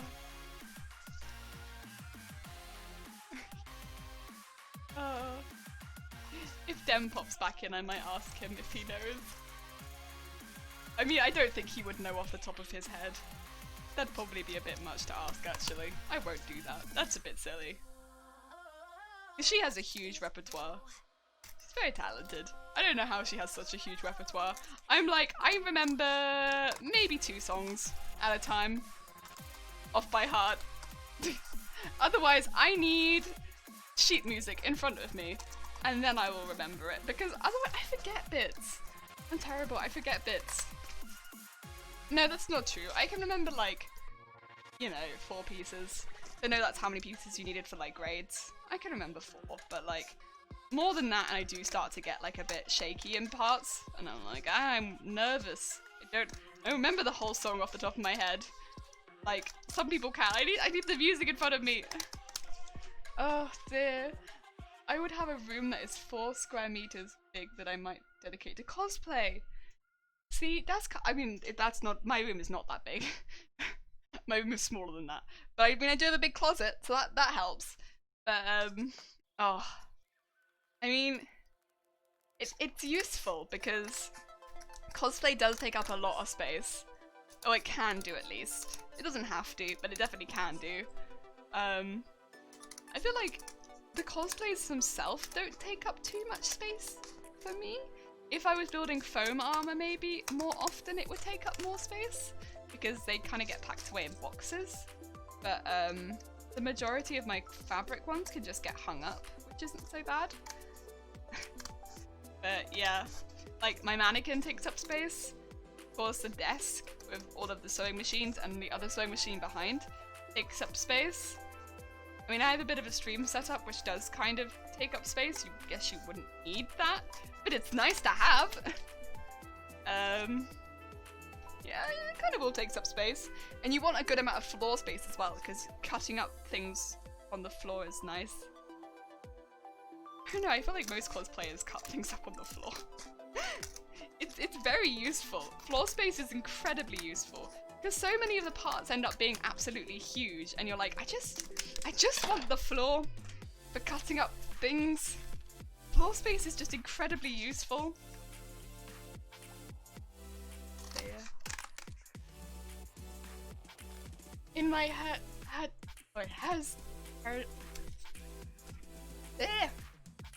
As in the cello section, we lay the pieces on Spotify first cello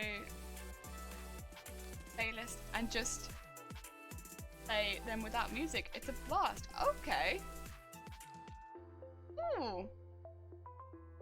Oh, in my orchestra. In the cello section, we just play the people on Spotify from the cello playlist and play them without music. It's a blast. Whoa. Okay. So you don't need the music. Huh. I'm pretty terrible without music. And what I like to do is take songs from anime and put them on classical guitar, right? That's what I enjoy doing. I have to write them down. As soon as I've started like transposing them, I have to write them down. Because otherwise I won't remember what I've done. Like pretty much instantly I won't remember what I've done. So like I've got like some software on my laptop and I will start writing it down there, or I've got some sheet music, like clear sheet music, and I will write it down there, but I have to start writing it down somewhere. I don't know, I've just got no memory for it at all. Even if it's something that I'm doing myself, I won't remember it. It's pretty bad. Like I might be able to do it, but I can't remember it. Oh damn. Even like on a classical guitar, because you can get like the chord formations and go from there, and it's, you know, even those I will struggle to remember. Give me like a day and I'll forget, and like it's pretty bad. I used to be pretty bad at remembering to write them down. Oh, don't worry about the spelling. It's fine. It's fine. I'm sorry. Normally I can kind of work it out, and I was just there like, oh no, I'm being silly. Oh dear, feel gross, gonna take a hop in the shower. If you end before I get back, I hope you have a great weekend, everyone. That's fair, Dem. I hope that you enjoy the rest of your day and you feel less gross. Thank you for popping by, I appreciate it. Oh dear.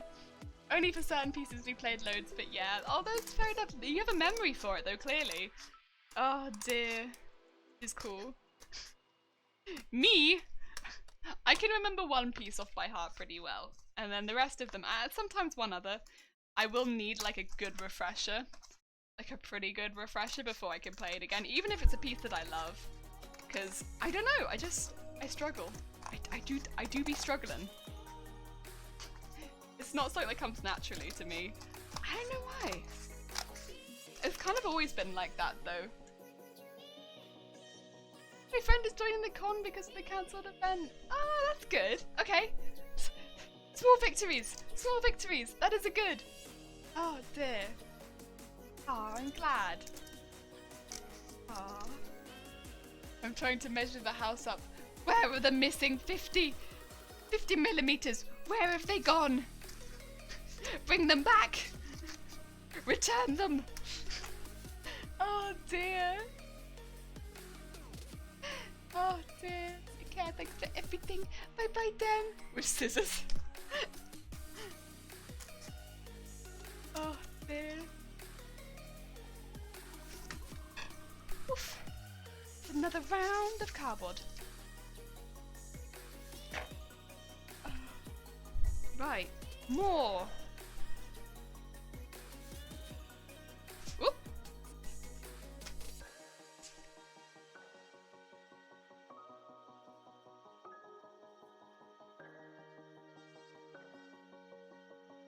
There we go.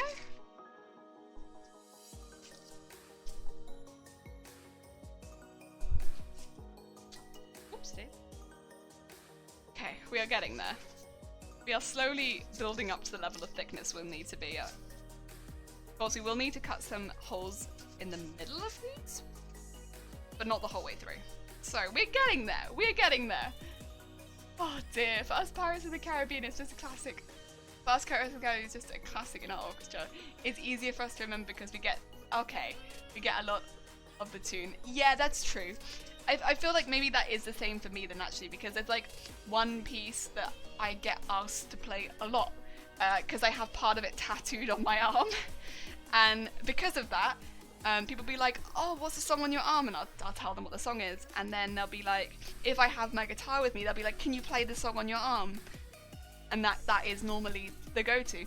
I mean, it happens to be a song that I really like and I'm happy to play, but it is also a song that I can play very, very easily because it's the one that I tend to get asked to play the most if people don't know classical music, because it's a go-to.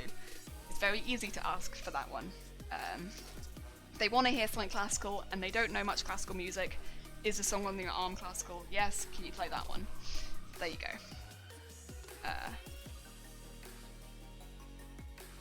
Oh dear.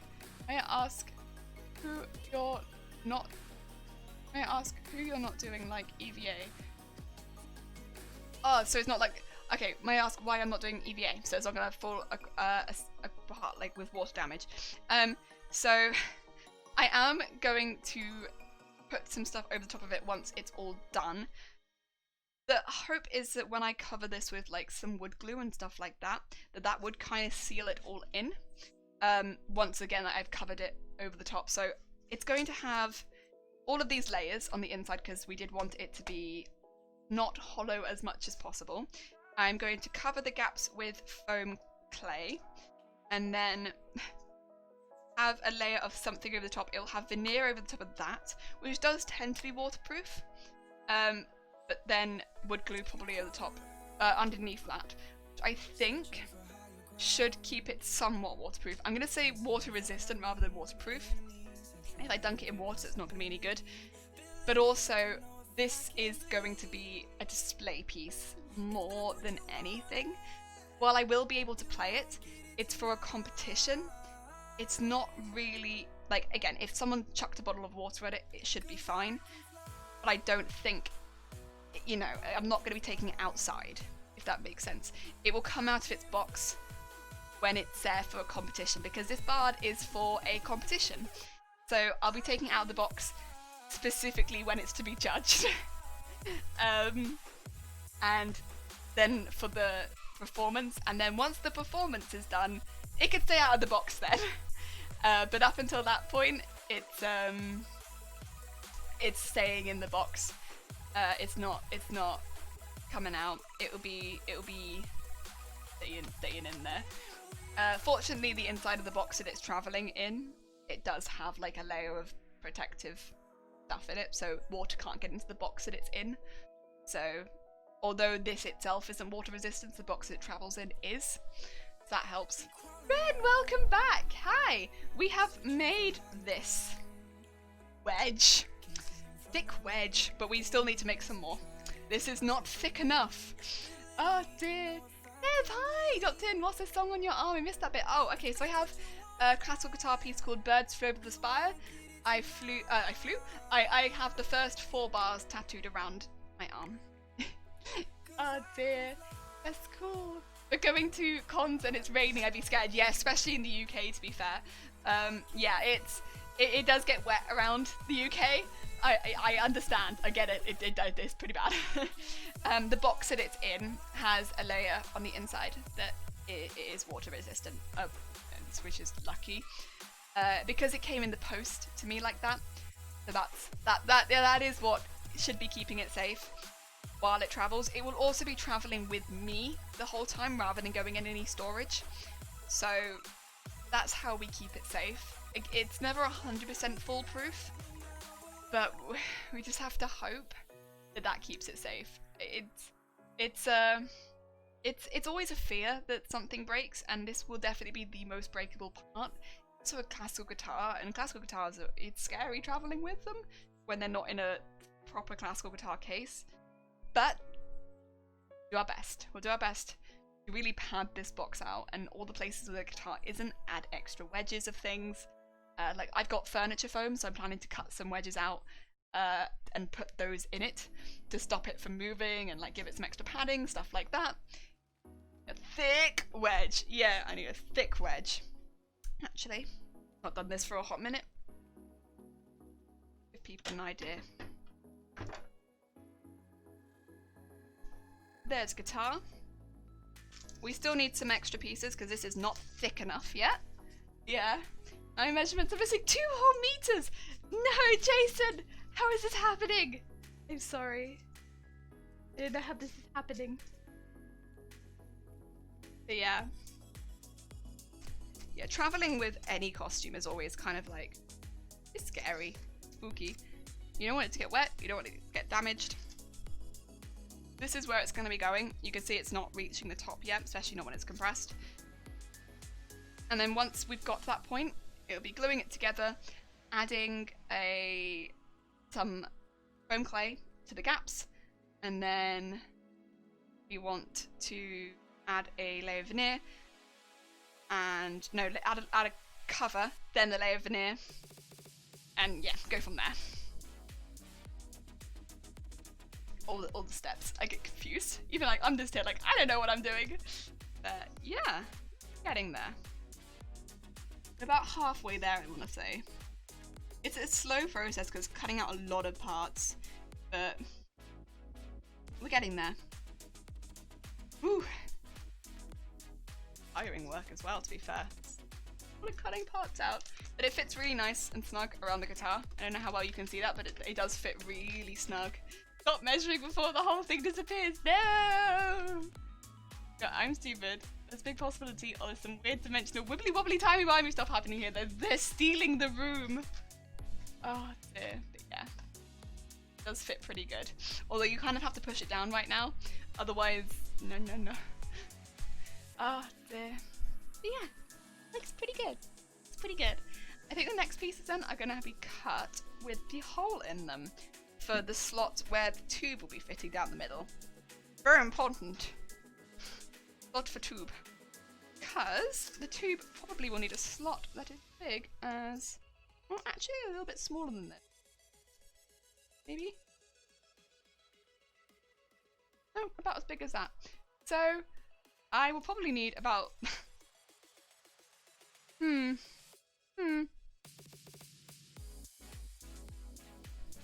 I think it will need a hole. I'm trying to work out how big the hole needs to be. I take a few of these off. How big does hole?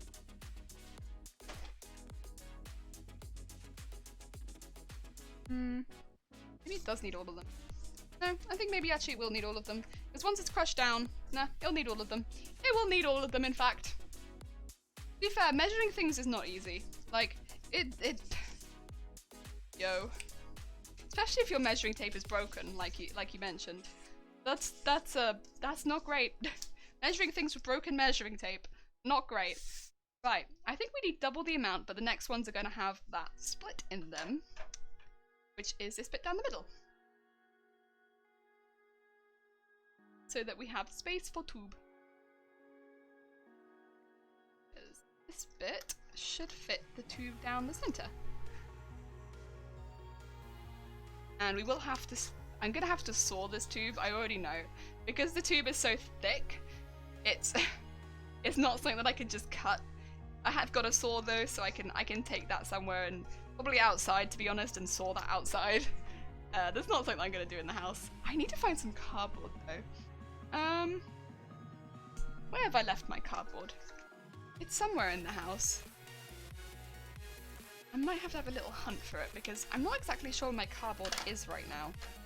But I'm sure I have some like sheets of cardboard somewhere.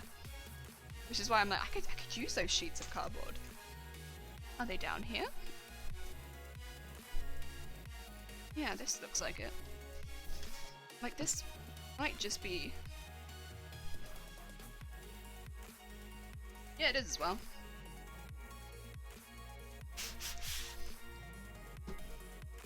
Sheets of cardboard. And I can also use the box they came in.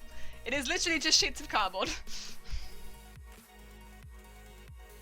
Why?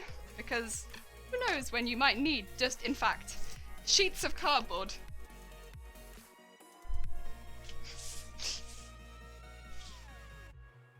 I wish I had a working tape measure so I could measure it again. Yeah, see that would make it a lot easier, to be quite fair. Like you are kind of working with extra difficulty at the moment because you don't have a working tape measure. There we go. Right. It does get a bit more difficult now because this bit in the middle doesn't want to stay down. Come on. Right.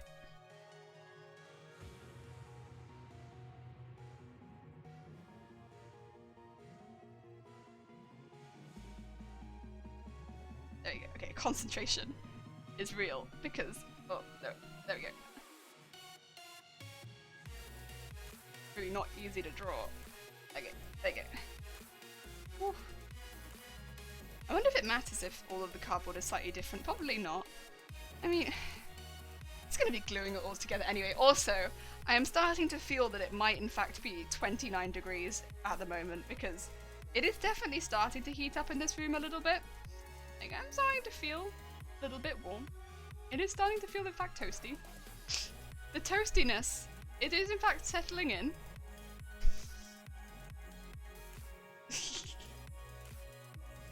Oh dear.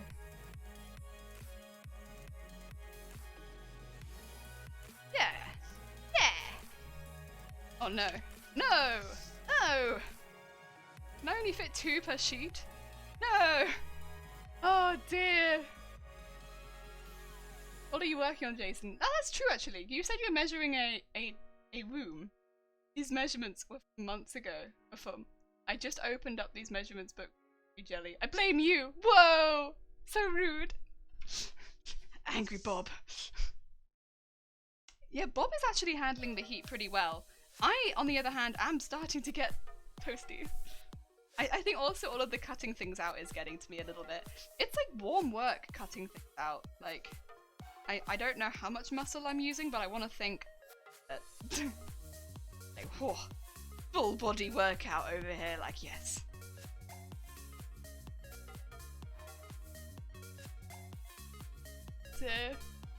Boiling over here was 30 degrees in the car. Oh yeah, no, okay, one of the last places I would want to be right now is a car. And someone, yeah, was saying earlier that it would be London as well. What would the tubes be like? the people on the tubes right now. I hope you are safe. Because that sounds like hell. I would not want to be anywhere near that. I mean, the tubes get hot. To anyone who's not been on the tubes, they get hot anyway. Like, in the winter, they are boiling hot. For no reason. For no reason. They're just boiling hot. Oh, dear. Working on either my house or rental property. Depends on if I can afford to live there yet. That's fair enough. That sounds interesting, to be fair. Although, I guess a bit annoying if... Oh, sorry. Just whacked the light. Bit annoying if measuring is not working. Doesn't help if you don't have a measuring tape that's functional because someone broke it and has not replaced. That's the thing, like if you borrow something and they've let you borrow it, fair enough. But if they don't replace said thing after they break it, oh dear, I'm pinning in sewing fur. It's freaking hot. Oh, I hope you managed to afford it. Oof. Oh. Yeah, so, okay, yeah, actually thinking about it, yeah, fur right now, Chi-Chi, you are a brave person. I'm here complaining about cutting out cardboard, but fur, Jesus Christ, that is hot work. Oh, no, the Bakerloo is a nightmare. The Bakerloo is a nightmare. The Bakerloo is a nightmare in every sense of the word, though. Like, it is hot, it is busy. I've always been quite lucky in that I think people see me on my own, and because normally when I'm on those sort of lines, it's like because there's a convention, so I have all of my bags and people be like, that person's struggling, let me help. But yeah, it's a nightmare. It's just a nightmare. Normally people are quite nice to me, which is very kind of them, but yeah, it is kind of a nightmare. I mean, fortunately it goes regularly, but like just because it goes regularly as well, it's still heckin' busy every time. I was dying in the heat in November in the tubes around London. What was that about? Yeah, I know, right? It's like November. In the UK, that is not a warm month. November is not warm. And yet you go to the tubes and it's like, sauna? Would you like sauna? Oh, it's ew. Where does it come from? I don't know. It's hot. And yeah, for people that dress up around con season and stuff like that, you'll like spend a long time maybe getting into costume, getting your hair done, getting your makeup done, and then you get on the tube and you'll be like, it's gone. Oh, Bebop, thank you for the host. Hi, how you doing? Oh, it must be early for you. I hope you're having a good day.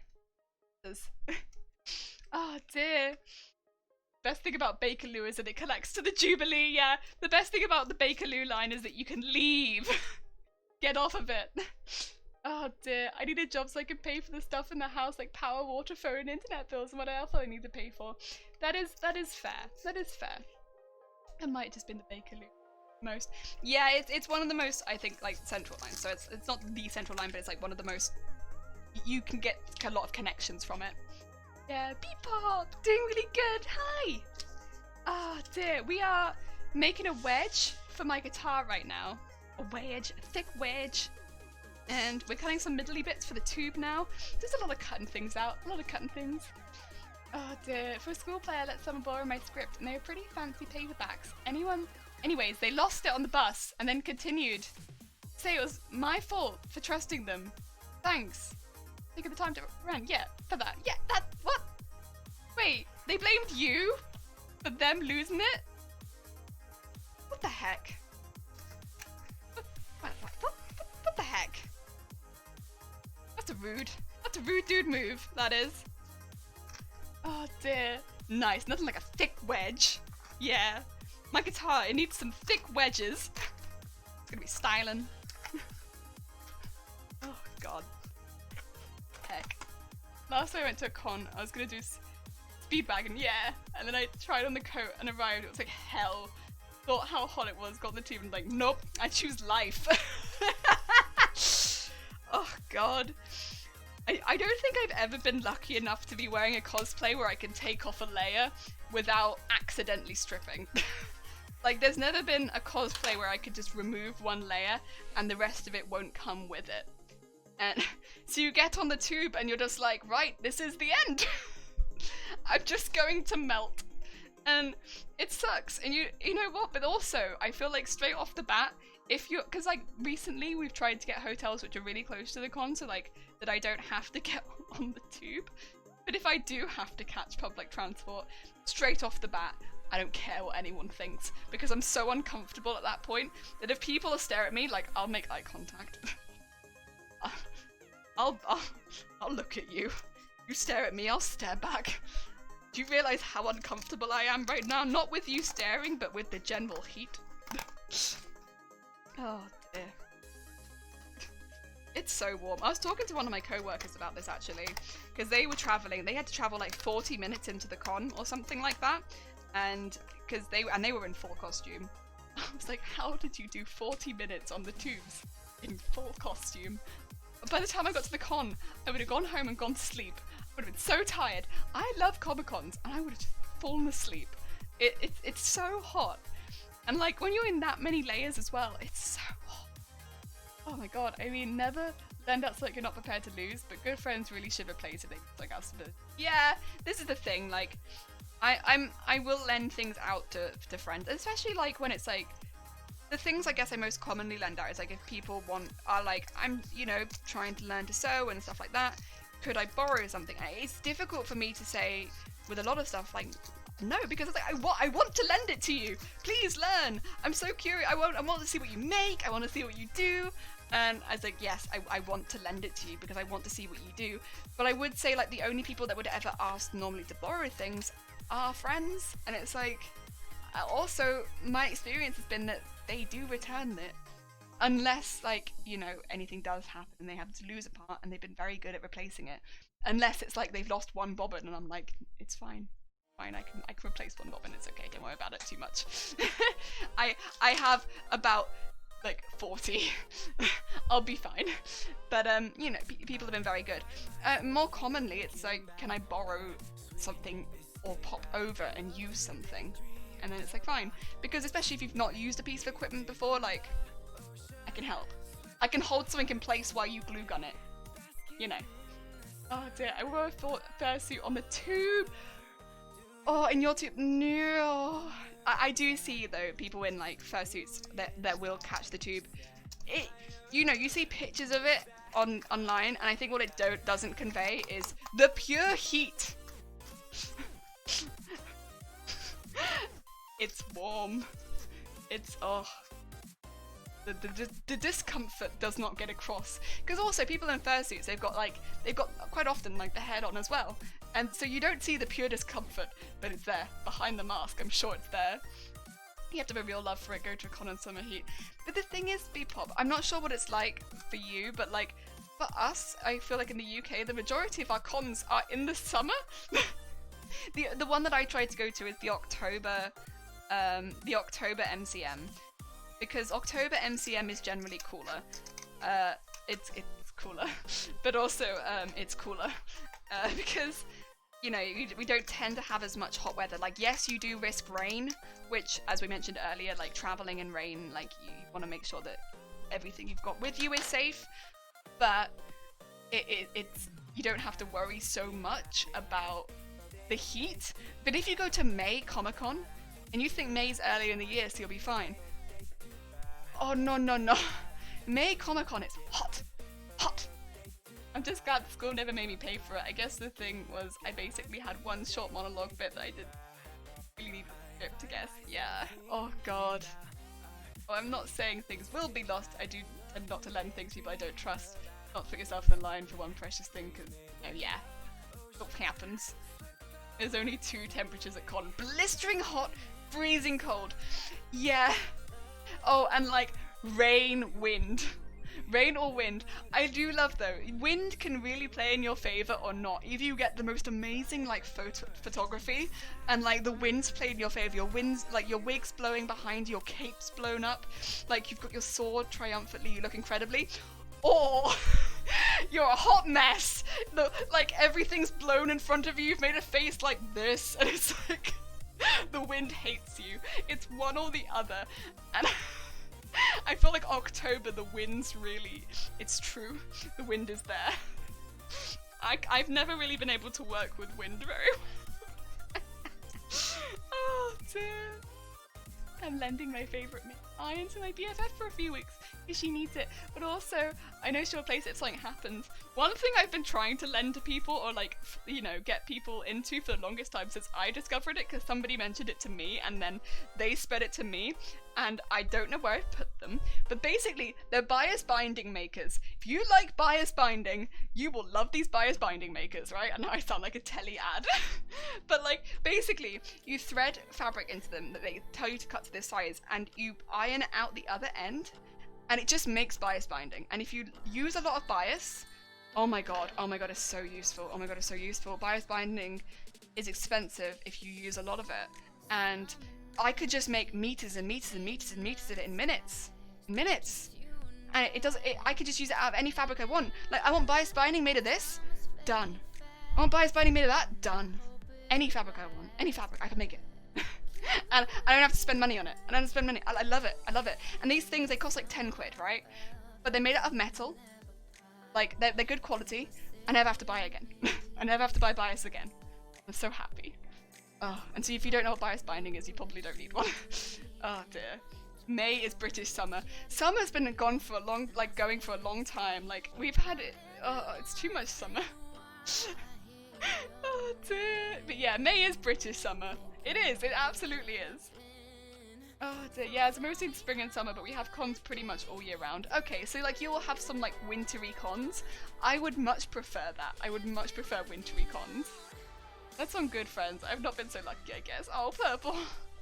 I'm sorry. Heavy wind is the best at cons though. Like T-posing in a suit and getting blown through. I can imagine. Accurate wind is a fickle beast. I think in a fursuit, I can imagine it being really good. With wigs, I am the person who's like, oh dear, I'm actually thinking of getting one. Just made fleece binding, the one the things I've used it for. It just made a lot of things a lot cheaper. So I got one for when I made the Journey cosplay, because I wanted to use bias for a lot of the strips. And rather than spending, I think it was going to end up being about 40 quid if I wanted to buy all the bias, I bought 1 meter of the yellow fabric, and it was like quite a wide, because I think it was like yellow sheeting, so it was like a wide on the bolt fabric, and I bought 1 meter of it, cut it into the strips it told me to, threaded it through. The meter was 5 quid, so £5, and I cut it all up, threaded it through, and I saved myself 25 quid. I never have to buy that thing again. It can handle it. Anything. I'm so happy. And I've made other biases since. I can make it for that costume. I can make it for any other costume. It's very satisfying. You just pull it through with the iron. It's like whip, whip, whip, whip, whip, whip. Amazing. Love it. I love them so much. And literally to anyone who I meet who's like, yeah, I'm just gonna go buy like like 20 meters of bias. I'm like, you considered getting a bias binding maker? It might be a lot cheaper if you just buy a bias binding maker. Because 10 meters of bias binding, or more than that, is probably about the same amount as a bias binding maker. And if you just buy the bias binding maker, you'll never have to buy it again. Oh dear, I don't know. I mean, yes, you put the energy into making it, but it doesn't actually take that much time, and you can make it out of any fabric, and I think that's the real benefit behind it. Oh dear. But like, also if you want like, for instance, a faux leather bias, those are really quite expensive. Or like, yeah, a fleece bias. Like, more the specialty ones, they can be a lot more expensive. But for costumes, those are really useful. And yeah, they're great. It's great. It's great. All I would say is if you're doing those, cut it wider than it says. It will say like cut like 2 inches wide. Add an extra ½ inch for those, because the thicker fabrics are like just wider. Don't waste the fabric. Oh, the wind is great, except when you're wearing a very large hat. This is also true. This is also true. Large hat, large wig. I'm trying to think of other things. Oh, also if you have like a large shield, weapon, or wings, also those Because you end up just being like, or hoop skirt. Actually, at one point, that was a time I felt like I was just like having to constantly hold it down, otherwise it get blown up at the front just a little bit, and I'd be like, feel like I was being propelled backwards.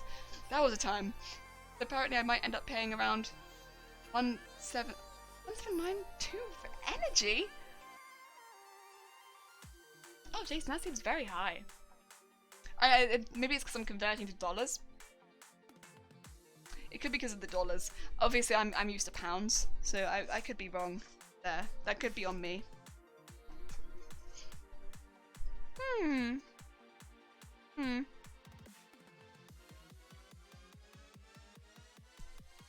Oh dear. So I should keep actually working, and not just be here like chat. Nothing gets done. Oh dear. Weep. Oh dear.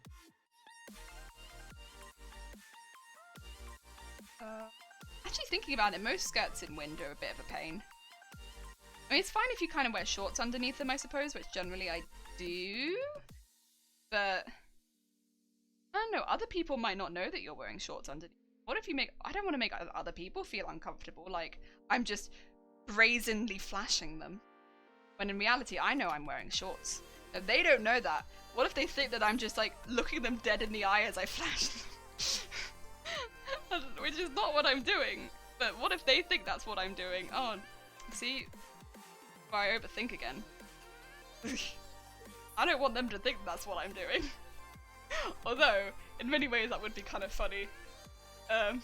Just look someone dead in the eye as your skirt flies up. Because you know you're wearing shorts, but they do not know that you're wearing shorts. I'm also kind of dead set on making a Maidori cosplay at some point for the memes, because I think it would be funny. I mean, again, we are set as like mature content for a reason. I feel like that's a good reason to be set as mature content. Make a Maidori from interspecies reviewers, why the hell not? It would be kind of funny. And I don't know, I just really kind of wanted to try making bird claw legs. And I feel like because her legs are kind of understated, it'd be a good introduction to it. Without having to go too far into something that's really complicated and I'm out of my depth and I'm confused. It'd be like minimal confusion. Like, I could kind of do it, but I'm not too confused. I'm only a little bit confused. And I think that's kind of where I want to stand with that cosplay. Like, the maid part of it, I can do that, that's fine. I can make a maid costume. That bit's fine. But, the bird leggy, under the knee leggy bit, I'm not so sure, but I could have fun with it. Would I make it more birdie? Yeah, I want to go heavy with texture. I know she's not so heavy with texture, I would want to go heavy with texture. That's how it be. I don't follow the accuracy. Oh dear. 900 and... A brazen jelly? A brazen jelly. Oh dear, £977. Oh, okay, apparently the younger, the more you pay power, although it did say one person with... Yeah, 697. Yeah, I guess it's different for everyone. It depends what you do. Like, do you work from home? And then, like, it's, you know, you work. How many people are using the power? It's different for everyone, I suppose. It is different for everyone. Isn't it just the best when Father's cool and yell at you for using... Chi-Chi! No, I am sorry. Send hugs for Chi-Chi. I'm sorry. Big hugs. Sorry, Chi-Chi. I'm sorry that happened. That is not the best. That is in fact the worst. And that is in fact no good. And undeserved, because you are a sweet bean who gives great advice on fabrics. Oh dear. Maybe I calculated wrong. Is £1,400 is that? Jesus! Hope that isn't right. Yeah, that does seem like a lot. That seems like a lot. That seems like an awful lot. This is just getting more and more now. What is happening? How much power are you using? This is so much power. What are you running? How many fridges do you have? Oh dear. Oh dear. Jason, why do you have so many fridges? Oh dear. Oh dear. Thank you. I know he's not right, but damn, it's so hard not to take it in when it comes from a parent. Yeah, I think anyone would struggle a bit when it comes from someone close to them, not to take it a little bit to heart. But at the end of the day, you've been a sweet bean to the people in chat and given lovely advice. And yeah, I hope that you do not take it to heart too much. I hope that you do not. Sweet beans. Yeah, no one deserves phone calls like that. No. No. Oh, I was calculating American dollars, not Australian. I say calculator, I mean Google. Google was doing it. Google was doing it. Oh dear. Oh god. I do also want to imagine, by the way, Jason, that it is all fridges. I'm sorry, I said this before, but like, Jason, it's all fridges. You just have like 10 million fridges. That's why you have to make sure the measurements are correct, because there's a lot of fridges that you have to move into this new place. Oh dear. That's why I signed the change to Orbiting to add AUD to dollaroos. Dollaroos. Oh dear. Dollary doos. Oh. Of course, yeah, because Australian dollars and American dollars, yeah. And then you've got quid. £3. Well, I have a normal fridge, an alcohol fridge, and probably a fridge for meats. Oh, that's 3 fridges. I know, there could be more. I would like another freezer, but by that I mean honestly just a normal freezer would be great. We still have a tiny freezer. A teeny freezer, but not a proper freezer. We don't actually have a freezer, we just have a tiny freezer. Tiny freezer. I love a normal freezer one day. At least you're not one of the 5 countries that uses crowns. I love that. I don't know. I just kind of love the idea of currency being called crowns. I think that it sounds amazing. I would feel like, I don't know, it sounds like something from D&D, and I love that. I think D&D money sounds amazing. I realize that it's not and that it's actual currency, but like, yo, crowns though. Crowns though. It just sounds so cool to me. It just does. If I could just be there like, yes, that'll be 5 crowns. I'd be like, yes! If I ever get any crowns, like if I go to a country that uses crowns, I'm keeping some of them. I'm going to change the currency so I can visit the country and then keep some. So that when I'm playing D&D, I can hold some of the crowns to one side and be like, oh, crowns. Amazing. Because it's the best currency, basically. It's just the best. You know, pounds doesn't sound that good. Pounds to me sounds like weight measurement. Like, right, like you weigh sugar in pounds in some places. But, so it's like, it's not that cool. It's not that cool, right? But like, crowns? Amazing. Amazing. Oh, yeah. All have the same conversions. They all must have a conversion, but it's going to be different everywhere, I assume. Oh dear. That's kind of what makes it interesting, though. Some countries still use crowns. Do they have fetch quest-based economy? I mean, I'm going to assume no, but I'd hope that would be the case, because that'd be amazing. Oh dear. Come to Denmark! Denmark, there's literally crowns on our coins. Okay. You've convinced me. I mean, there are other things that I think I want to see in Denmark, but like, that sounds like a pretty convincing point, Chi-Chi. Oh my god. Everyone's like, do half crowns still exist? Oh my god, like, this currency, it does just sound amazing. It just sounds so cool. Like, pounds does just sound like pounds. Like, pound of sugar, pound of butter, pound of what? Nope, just pounds. But crowns, though.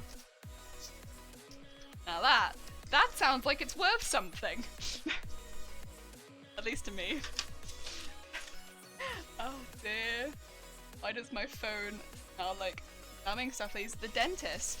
Wait, does that have a smell? Or does it just smell like dentist? Because that sucks. If it smells like dentist, that sucks.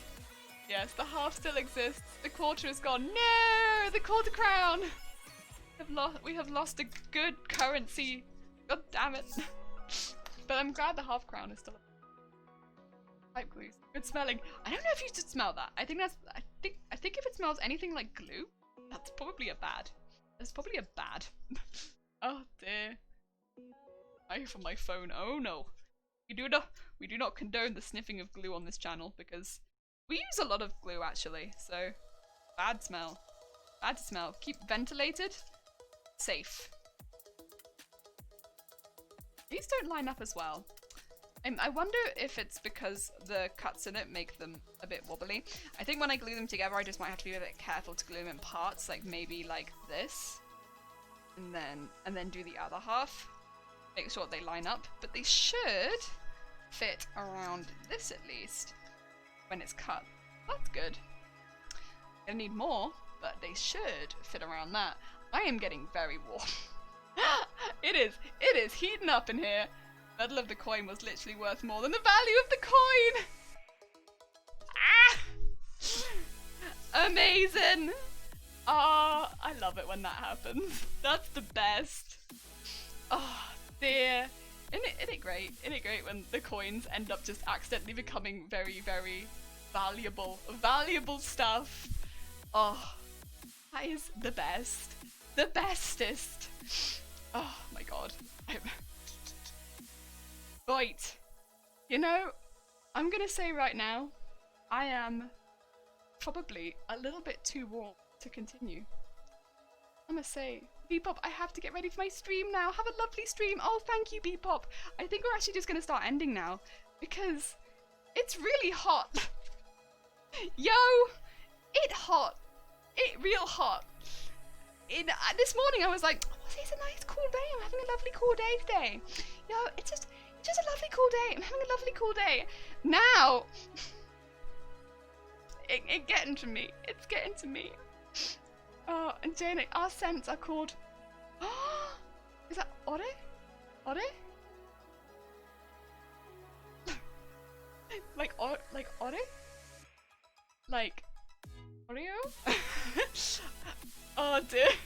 People, how dare you stream when I'm about to leave my house? Yeah! Lol. Oh dear. Oh, I'm sorry. Yeah, I'm probably gonna have to end it too because I'll be honest here, friends, it be like this right now, but I have it hot. A Shifty, we would like a horn. Brace. There it is. Oh dear, I can't quite explain the sound of oh. Imagine a potato at the back of your throat and yell. Okay. Oh. Is that right? I hope that I got it. Oh dear, let's say my house won't be able to get anything. Sorry, grazie. It's totally close to, but yeah. Oh. Oh. I will try and get a potato or something like. Oh. Oh. Oh. Oh. Try and catch my streams. I didn't say it, but yeah. Okay, that sounds like a good plan. I am working Sunday, but I'll try and nip back so I can catch it. Right, we are gonna raid pufferfish noises. Yes, it is the pufferfish noises. Right, we're gonna do a raid on Lady because Lady's doing some lovely, lovely crochet. And yeah, I hope that everyone has a lovely weekend. I'm working this weekend, so there won't be any streams this weekend. Oh dear, further in the evening. Okay, that's perfect because I don't get back until the evening, so that's good. Oh dear people, thank you for the hearts.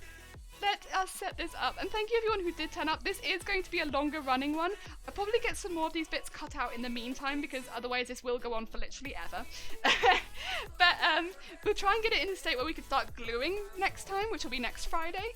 And then on Monday, we'll come back and start going back to Garbodor. So we'll sort of be circulating how this goes. So Monday, Garbodor again, back to Ruffles. Monday, Tuesday, Wednesday, and then Friday, we'll be doing this again. So a bit between the two. But yeah, thank you, Bebop. I'll hopefully tune into your stream in a bit once I've had some food. And although I do have Vampire the Masquerade later, so I might have to nip out again. Thank you, Turp. Thank you everybody who did turn up, and thank you everyone who lurked and everything. I hope you enjoy the rest of your day and your weekend. And yeah, I'll see everybody soon, back on Monday. And yeah, it was lovely to chat with everyone, and I hope everyone survives the rest of your day if you're in Europe or the UK, because it does seem to be getting very, very hot. But yeah, see everybody soon. Take care.